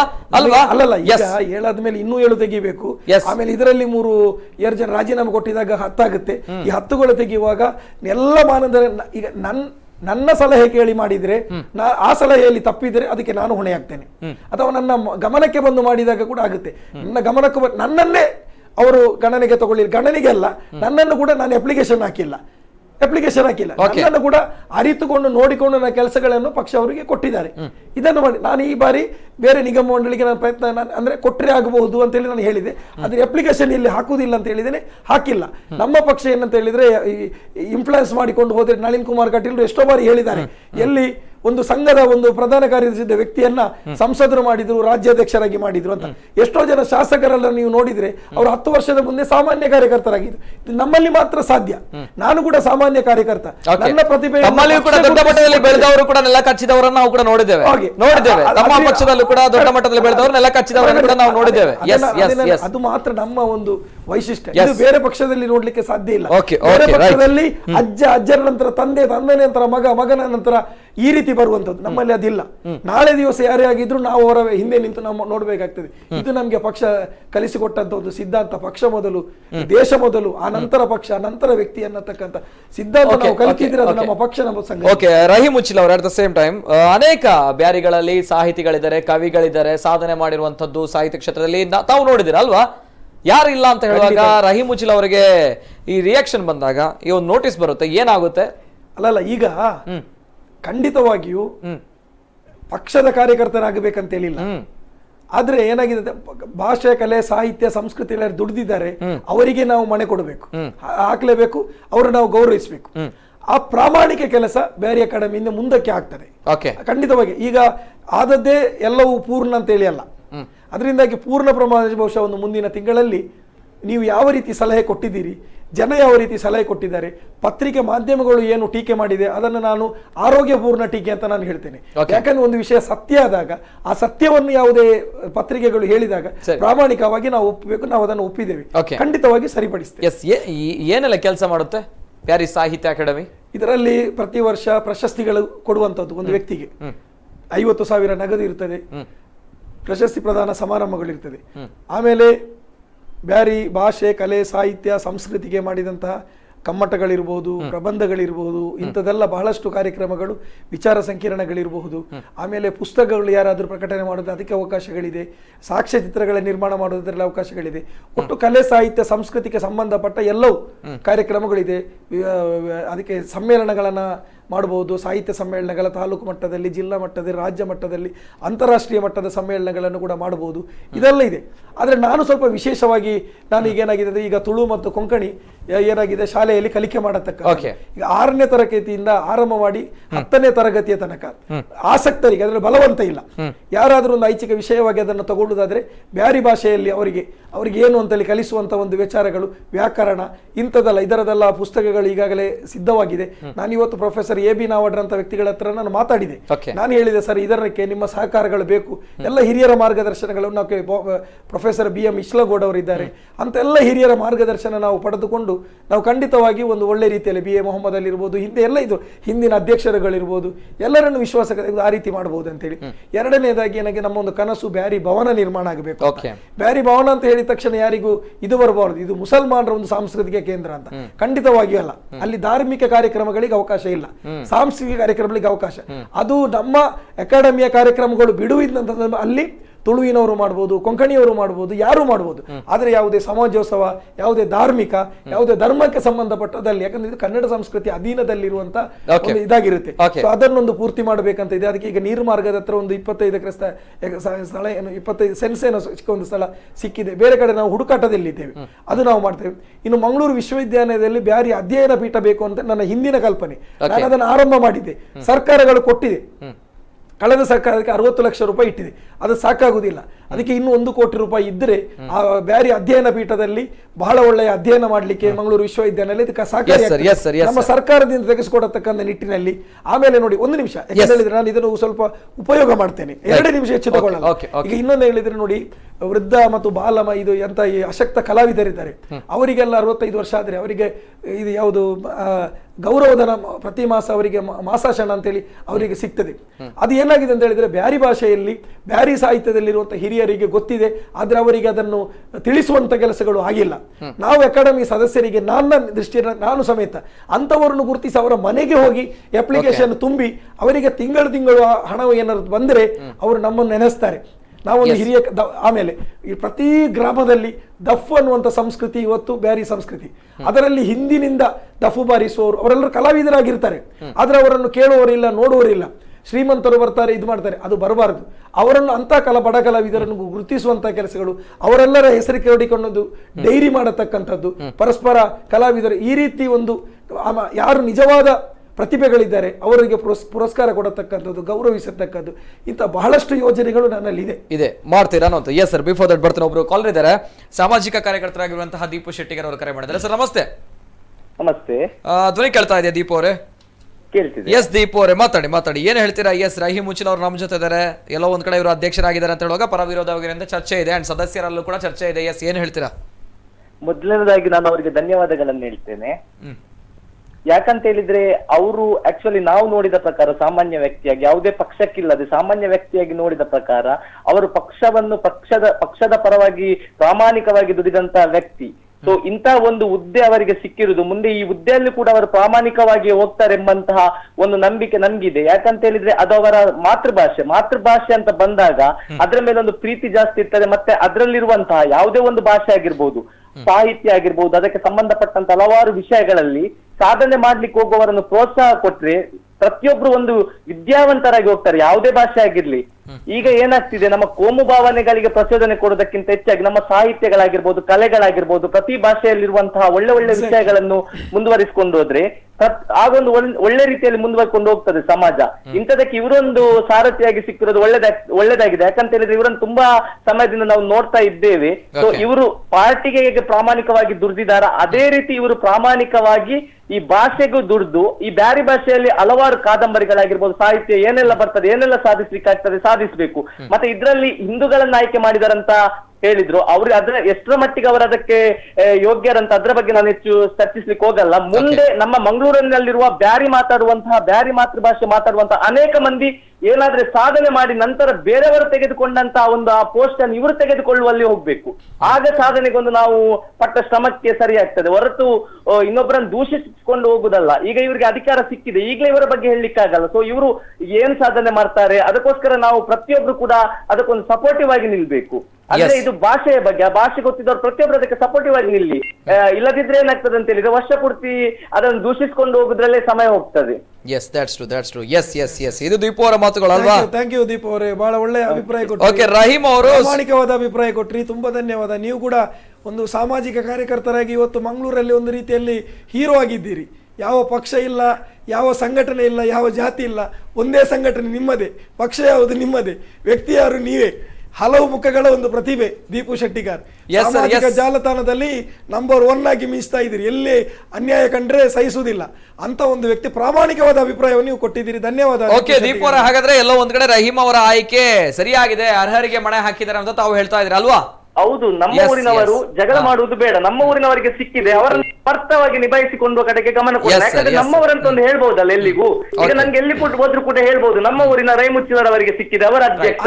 ಅಲ್ಲ ದೀಪು ಅವರೇ, ನಿಮ್ಮದು ಸ್ಟ್ಯಾಂಡ್ ಏನಂತ ಹೇಳಿದ್ರೆ 6 ತಿಂಗಳು ಕಾದು ನೋಡುವ, ಮಾಡದಿದ್ರೆ ನನ್ನನ್ನು ಅವರು ಟೀಕಿಸ್ತಾರೆ. ಅದರಲ್ಲಿ ಸ್ನೇಹ ಇಲ್ಲ ಅಲ್ವಾ ದೀಪು ಅವರೇ? ಕರೆಕ್ಟ್, ನನ್ಗೆ ನಂಬಿಕೆ ಇದೆ ಅವ್ರು ಮಾಡ್ತಾರಂತ. ಯಾಕಂದ್ರೆ ಪಕ್ಷಕ್ಕೋಸ್ಕರ ಪ್ರಾಮಾಣಿಕವಾಗಿ ದುಡಿದ ವ್ಯಕ್ತಿ ಅವನಿಗೆ ತನ್ನ ಸ್ವಂತ ಜವಾಬ್ದಾರಿ ಸಿಕ್ಕಿದಾಗ ಅದನ್ನು ಖಂಡಿತ ನಿರ್ವಹಿಸ್ತಾರೆ ಎಂಬಂತ ನಂಬಿಕೆ ನನ್ಗಿದೆ. Okay sir, yes sir, thank you. Yes Deepu Shettigar. Yes sir, ಕೊನೆಯದಾಗಿ ತಮ್ಮ ಮಾತುಗಳು ಏನ್ ಹೇಳ್ತಾರೆ ಕೊನೆಯದಾಗಿ? Yes last reaction. ಹೇಳುವಂಥದ್ದು ಏನಿಲ್ಲ, ಈ ಗೊಂದಲಗಳು ನಾನು ಕೂಡ ಕೆಲವು ವ್ಯಕ್ತಿಗಳಲ್ಲಿ ಕೇಳಿದೆ. ಈಗ ನೋಡಿ, ನೀವು ಲೈವ್ ಮಾಡಿದಿರಿ, ಇಷ್ಟು ಜನ ಸಂಪರ್ಕ ಮಾಡಿದ್ರು. ಇದರಲ್ಲಿರುವ ಬಹಳಷ್ಟು ಮಂದಿಗಳು ನಮ್ಮ ಪಕ್ಷದಲ್ಲಿ ನಮ್ಮ ವಿಚಾರಧಾರೆಯಲ್ಲಿ ಒಪ್ಪುವವರಲ್ಲದಿದ್ರು ಕೂಡ ಬಹುಶಃ ಕಲೆ, ಸಾಹಿತ್ಯ, ಸಂಸ್ಕೃತಿ, ಭಾಷೆ ಬಂದಾಗ ಅದರಲ್ಲಿ ಜಾತಿ ಧರ್ಮ ನೋಡುವುದು ಬೇಡ, ರಾಜಕೀಯ ನೋಡುವುದು ಬೇಡ ಅನ್ನುವ ನಿಟ್ಟಿನಲ್ಲಿ ಪ್ರಾಮಾಣಿಕವಾದ ಅಭಿಪ್ರಾಯಗಳನ್ನ ಇವತ್ತೇನೋ ಇಲ್ಲಿ ಕೊಟ್ಟಿದ್ದಾರೆ. ಅದೇ ರೀತಿಯಲ್ಲಿ ನನಗೆ ಗೊತ್ತಿದ್ದ ಹಾಗೆ ಬಹುಶಃ ನಿನ್ನೆಯಿಂದ ನನಗೆ ದೂರವಾಣಿ ಕರೆ ಮಾಡಿದಂತಹ 95% ಜನ ಅಂತ ನಾನು ಹೇಳಬಹುದು. ಎಲ್ಲವೂ ಈ ರೀತಿ ಬೇರೆ ಬೇರೆ ಪಕ್ಷದವರು, ಬೇರೆ ಬೇರೆ ಸಂಘಟನೆಗಳು, ಬೇರೆ ಬೇರೆ ಇದಕ್ಕೆ ಸೇರಿದವರು, ಅದು ರಾಜ್ಯಾದ್ಯಂತ ಕರೆಗಳು, ಅಂತಾರಾಷ್ಟ್ರೀಯ ಮಟ್ಟದ ಯಾರೂ ನನ್ನಲ್ಲಿ ನಿಮ್ಮ ತಪ್ಪು ಆಯ್ಕೆಯಾಗಿದೆ, ನಿಮ್ಮನ್ನು ಮಾಡಿದ್ದು ಸರಿಯಲ್ಲ ಅನ್ನತಕ್ಕಂಥ ಮಾತೆಲ್ಲ ಹೇಳಿದ್ರು. ಬಹಳಷ್ಟು ಮಂದಿ ಹೇಳಿದರು, ನೀವು ಪಕ್ಷದಲ್ಲಿ ಗುರುತಿಸಿದ್ದೀರಿ, ನಿಮ್ಗೆ ಇದಕ್ಕಿಂತಲೂ ಉನ್ನತವಾದ ಸ್ಥಾನ ಸಿಗಬೇಕಿತ್ತು. ಅದು ನನ್ನ ಪಕ್ಷ ಏನು ಹೇಳಿತ್ತಂತ ಹೇಳಿದರೆ, ಉನ್ನತವಾದ ಸ್ಥಾನ ಸಿಗುವಾಗ ನಿಮ್ಮ ಭಾಷೆ, ಕಲೆ, ಸಾಹಿತ್ಯಕ್ಕೆ ದುಡಿದಂತವರಲ್ಲಿ ನೀವು ಶ್ರೇಷ್ಠರಂತ ಆದಾಗ ನಿಮ್ಮನ್ನು ಕಳೆದ ಬಾರಿ ಅವಮಾನ ಮಾಡಲಾಗಿದೆ, ಅರ್ಧದಿಂದ ತೆಗೆಯಲಾಗಿದೆ, ನಿಮ್ಮ ಮೇಲೆ ಹಲ್ಲೆ ಆಗಿದೆ, ನಿಮಗೆ ನೋವಾಗಿದೆ. ಅದಕ್ಕಾಗಿ ಆದರೂ ಈ ಬಾರಿ ನೀವು ಅದನ್ನು ಪೂರ್ಣಗೊಳಿಸಬೇಕು. ನಿಮ್ಮ ಕನಸುಗಳೇನಿದೆ ನೀವು ಈಡೇರಿಸಬೇಕು. ನೀವು ಅದರ ಜೊತೆಯಲ್ಲಿ ನಮ್ಮ ಪಕ್ಷಕ್ಕೆ, ನಮ್ಮ ಜನತೆಗೆ, ನಮ್ಮ ಊರಿಗೆ ಒಳ್ಳೆಯ ಹೆಸರನ್ನು ತರಬೇಕಂತ ಭಾವನೆಯನ್ನು ಅವರು ಇಟ್ಟುಕೊಂಡಿದ್ದಾರೆ. ಪಕ್ಷ ಮತ್ತು ಹಿರಿಯರು, ಸಂಘದ ಮುಖಂಡರು ಯಾರು ನನ್ನ ಮೇಲೆ ಈ ಪ್ರಾಮಾಣಿಕ ವಿಶ್ವಾಸವನ್ನು ಇಟ್ಟುಕೊಂಡಿದ್ದಾರೆ, ಅವರ ಯಾವುದು ಇದಕ್ಕೂ ಚ್ಯುತಿ ಮಾಡದಾಗೆ. ಆಮೇಲೆ ನಾನು ಒಂದು ಹೇಳ್ತೇನೆ, ಅಕಾಡೆಮಿಯಲ್ಲಿ ನಾನು ರಾಜಕೀಯ ಮಾಡೋದಿಲ್ಲ. ನಾನು ಭಾರತೀಯ ಜನತಾ ಪಾರ್ಟಿ ಉಪಾಧ್ಯಕ್ಷನಾಗಿ ನನ್ನ ಕರ್ತವ್ಯ ಮತ್ತು ಕಾರ್ಯಕ್ಷೇತ್ರ ಬೇರೆ, ಬ್ಯಾರಿ ಅಕಾಡೆಮಿ ಅಧ್ಯಕ್ಷನಾಗಿ ನನ್ನ ಕಾರ್ಯಕ್ಷೇತ್ರ ಬೇರೆ. ಇದಕ್ಕೆ ಯಾವ ಸಂಬಂಧಗಳು, ಮಿಕ್ಸ್ಗಳು ಮಾಡಿದ್ರೆ ನಮ್ಮಲ್ಲಿಗೆ ಬಂದಂಥ ವ್ಯಕ್ತಿ ನಮ್ಮ ಕಾರ್ಯಕರ್ತನಂತ ನಾನು ನೋಡುವುದಿಲ್ಲ, ನಮ್ಮ ಪಕ್ಷದವನಂತ ನಾನು ನೋಡುವುದಿಲ್ಲ. ಅವನಲ್ಲಿ ಕಲೆ, ಸಾಹಿತ್ಯ, ಸಂಸ್ಕೃತಿ ಅದರ ವಿಚಾರಧಾರೆ ಇದ್ರೆ ನಾನು ಖಂಡಿತವಾಗಿ ನಾನು ಮಾಡ್ತೇನೆ. ಆಮೇಲೆ ನಾನು ಎಲ್ಲ ಅಕಾಡೆಮಿಗಳ ಮಧ್ಯೆ ಒಂದು ಸಂಪರ್ಕದ ಸೇತುವೆಯಾಗಿ ಬಯಸ್ತೇನೆ. ಈಗ ಮಂಗಳೂರಿಗೆ ನಾನು ಅದರಿಂದ ಏನ್ ಲಾಭ ಅಂತೇಳಿ ಕೇಳಿದಾಗ ನಾನು ನನ್ನ ಬಗ್ಗೆ ಹೇಳುವುದಲ್ಲ.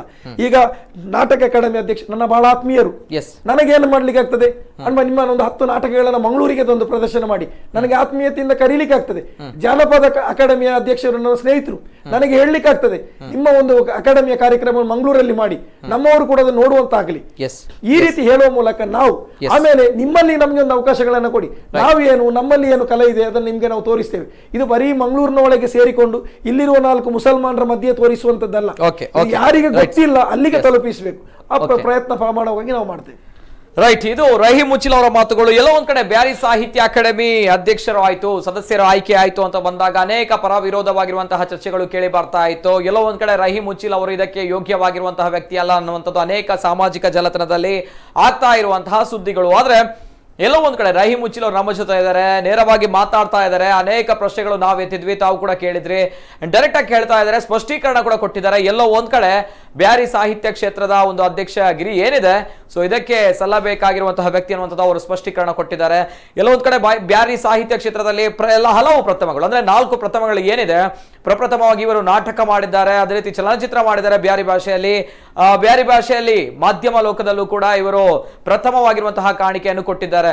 ಎಲ್ಲೋ ಒಂದ್ ಕಡೆ ನೋಡಿದ್ರೆ ಎಸ್ ಹೌದು ಅನ್ನುವಂಥದ್ದು ನಮ್ಮ ತಲೆಯಲ್ಲೂ ಕೂಡ ಬರುತ್ತೆ. ಅಂಡ್ ಇದು ಸ್ಪಷ್ಟೀಕರಣ, ಇದು ಸ್ಪಷ್ಟತೆ. ಎಲ್ಲೋ ಒಂದ್ ಕಡೆ ಅನೇಕ ಪ್ರಶ್ನೆ ಬಂದಾಗ ಪ್ರಶ್ನೆಗಳಿಗೆ ಉತ್ತರ ಹುಡುಕುವಂತಹ ಪ್ರಯತ್ನ ಮಾಡಬೇಕು, ಅಂಡ್ ಉತ್ತರ ಬೇಕೇ ಬೇಕಾಗಿದೆ ಅನ್ನುವಂಥದ್ದು. ಅಂಡ್ ಇನ್ನೊಂದ್ ಕಡೆ ನೋಡ್ಬೇಕಾದ್ರೆ ಇಲ್ಲಿರುವಂತಹ ಸದಸ್ಯರ ಬಗ್ಗೆ, ಆಯ್ಕೆಯ ಬಗ್ಗೆ ಅನೇಕ ಗೊಂದಲಗಳು ಕೇಳಿ ಬರ್ತಾ ಇದೆ. ಇಲ್ಲಿ 4 ಜನರು ಹಿಂದೂ ಸದಸ್ಯರಿದ್ದಾರೆ ಅಂತ ಹೇಳುವಾಗ ಎಲ್ಲೋ ಒಂದ್ ಕಡೆ ಇದು ಕೂಡ ತಪ್ಪು ಅನ್ನುವಂಥ ಹೇಳಿಕ್ಕಾಗಲ್ಲ. ಅವರು ಕೂಡ ಸಾಧನೆ ಮಾಡಿರ್ತಾರೆ ಆ ಕ್ಷೇತ್ರದಲ್ಲಿ ಅನ್ನುವಂಥದ್ದು. ಆದ್ರೆ ಇದು ಸಾಧನೆಯ ಮಾನದಂಡ ಏನು ಅಂತದ್ದು ಕೇಳಿದ್ರೆ ಗೊತ್ತಿಲ್ಲ. ರಹೀಂ ಮುಚ್ಚಿಲ್ ಅವರಿಗೆ ಸಮಯ ಕಾಲಾವಕಾಶ ಬೇಕು ಅನ್ನೋ ಮಾತು ಹೇಳ್ತಾ ಇದ್ದಾರೆ. ಇನ್ನು 3 ಇದ್ದಾರೆ, ಸೊ ಇವರು ನಮ್ಗೆ ಇದರಲ್ಲಿ ಇಂಟ್ರೆಸ್ಟ್ ಇಲ್ಲ, ನಾವು ಅರ್ಹರಲ್ಲ ಅನ್ನುವಂಥ ಮಾತನ್ನು ನೇರವಾಗಿ ಹೇಳ್ತಾ ಇದ್ದಾರೆ. ನಾವು ರಾಜೀನಾಮೆ ಕೊಡ್ಲಿಕ್ಕೆ ರೆಡಿ ಇದ್ದಾರೆ ಅನ್ನುವಂಥದ್ದು. ಇದು ಸ್ಪಷ್ಟೀಕರಣ. ಇದು ಹೊಗೆ ಆಡ್ತಿದ್ಯಾ ಬ್ಯಾರಿ ಸಾಹಿತ್ಯ ಅಕಾಡೆಮಿ ಅನ್ನುವಂತಹ ಒಂದು ಪ್ರಶ್ನೆಗೆ ಕೊಟ್ಟಂತಹ ಉತ್ತರ. ಅಂದ್ರೆ ಎಲ್ಲೋ ಒಂದ್ ಕಡೆ ಎಸ್ ರಹೀಂ ಮುಚ್ಚಿಲ್ ಅವರಿಂದ ಎಲ್ಲವೂ ಕೂಡ ಒಂದು ಅಪೇಕ್ಷೆ ಇದೆ, ಎಲ್ಲವೂ ಕೂಡ ಬಯಸ್ತಾ ಇರುವಂತದ್ದು ಒಂದು ಒಳ್ಳೆಯ ಅಧ್ಯಕ್ಷರಾಗಿ ಬ್ಯಾರಿ ಸಾಹಿತ್ಯ ಕ್ಷೇತ್ರ ಏನಿದೆ ಇದಕ್ಕೆ ಹಲವು ಕೊಡುಗೆಗಳು ಸಿಗ್ಲಿ ಅನ್ನುವಂಥದ್ದು, ಹಲವು ಯೋಜನೆಗಳಿದೆ, ಆಲೋಚನೆಗಳಿದೆ, ಮುಂದಾಲೋಚನೆಗಳು ಇದೆ ಅನ್ನುವಂಥದ್ದು ಹೇಳಿದ್ದಾರೆ. ಸೊ ಇದೆಲ್ಲವೂ ಕೂಡ ಕಾರ್ಯರೂಪಕ್ಕೆ ಬರಲಿ. ಕೇಳ್ತಾ ಇರುವಂಥದ್ದು ಇಷ್ಟೇ, ಈ ಒಂದು ಅಧ್ಯಕ್ಷಗಿರಿಗೆ ಸ್ಥಾನಮಾನ ಇದೆ ಏನಿದೆ ಅದಕ್ಕೆ ನ್ಯಾಯ ಕೊಡುವಂತಹ ಒಂದು ಕೆಲಸ ಆಗಲಿ ಅನ್ನುವಂಥದ್ದು ನಾವು ಕೂಡ ಕೇಳ್ತಾ ಇದ್ದೇವೆ ರಹೀಂ ಮುಚ್ಚಿಲ್ ಅವರೇ.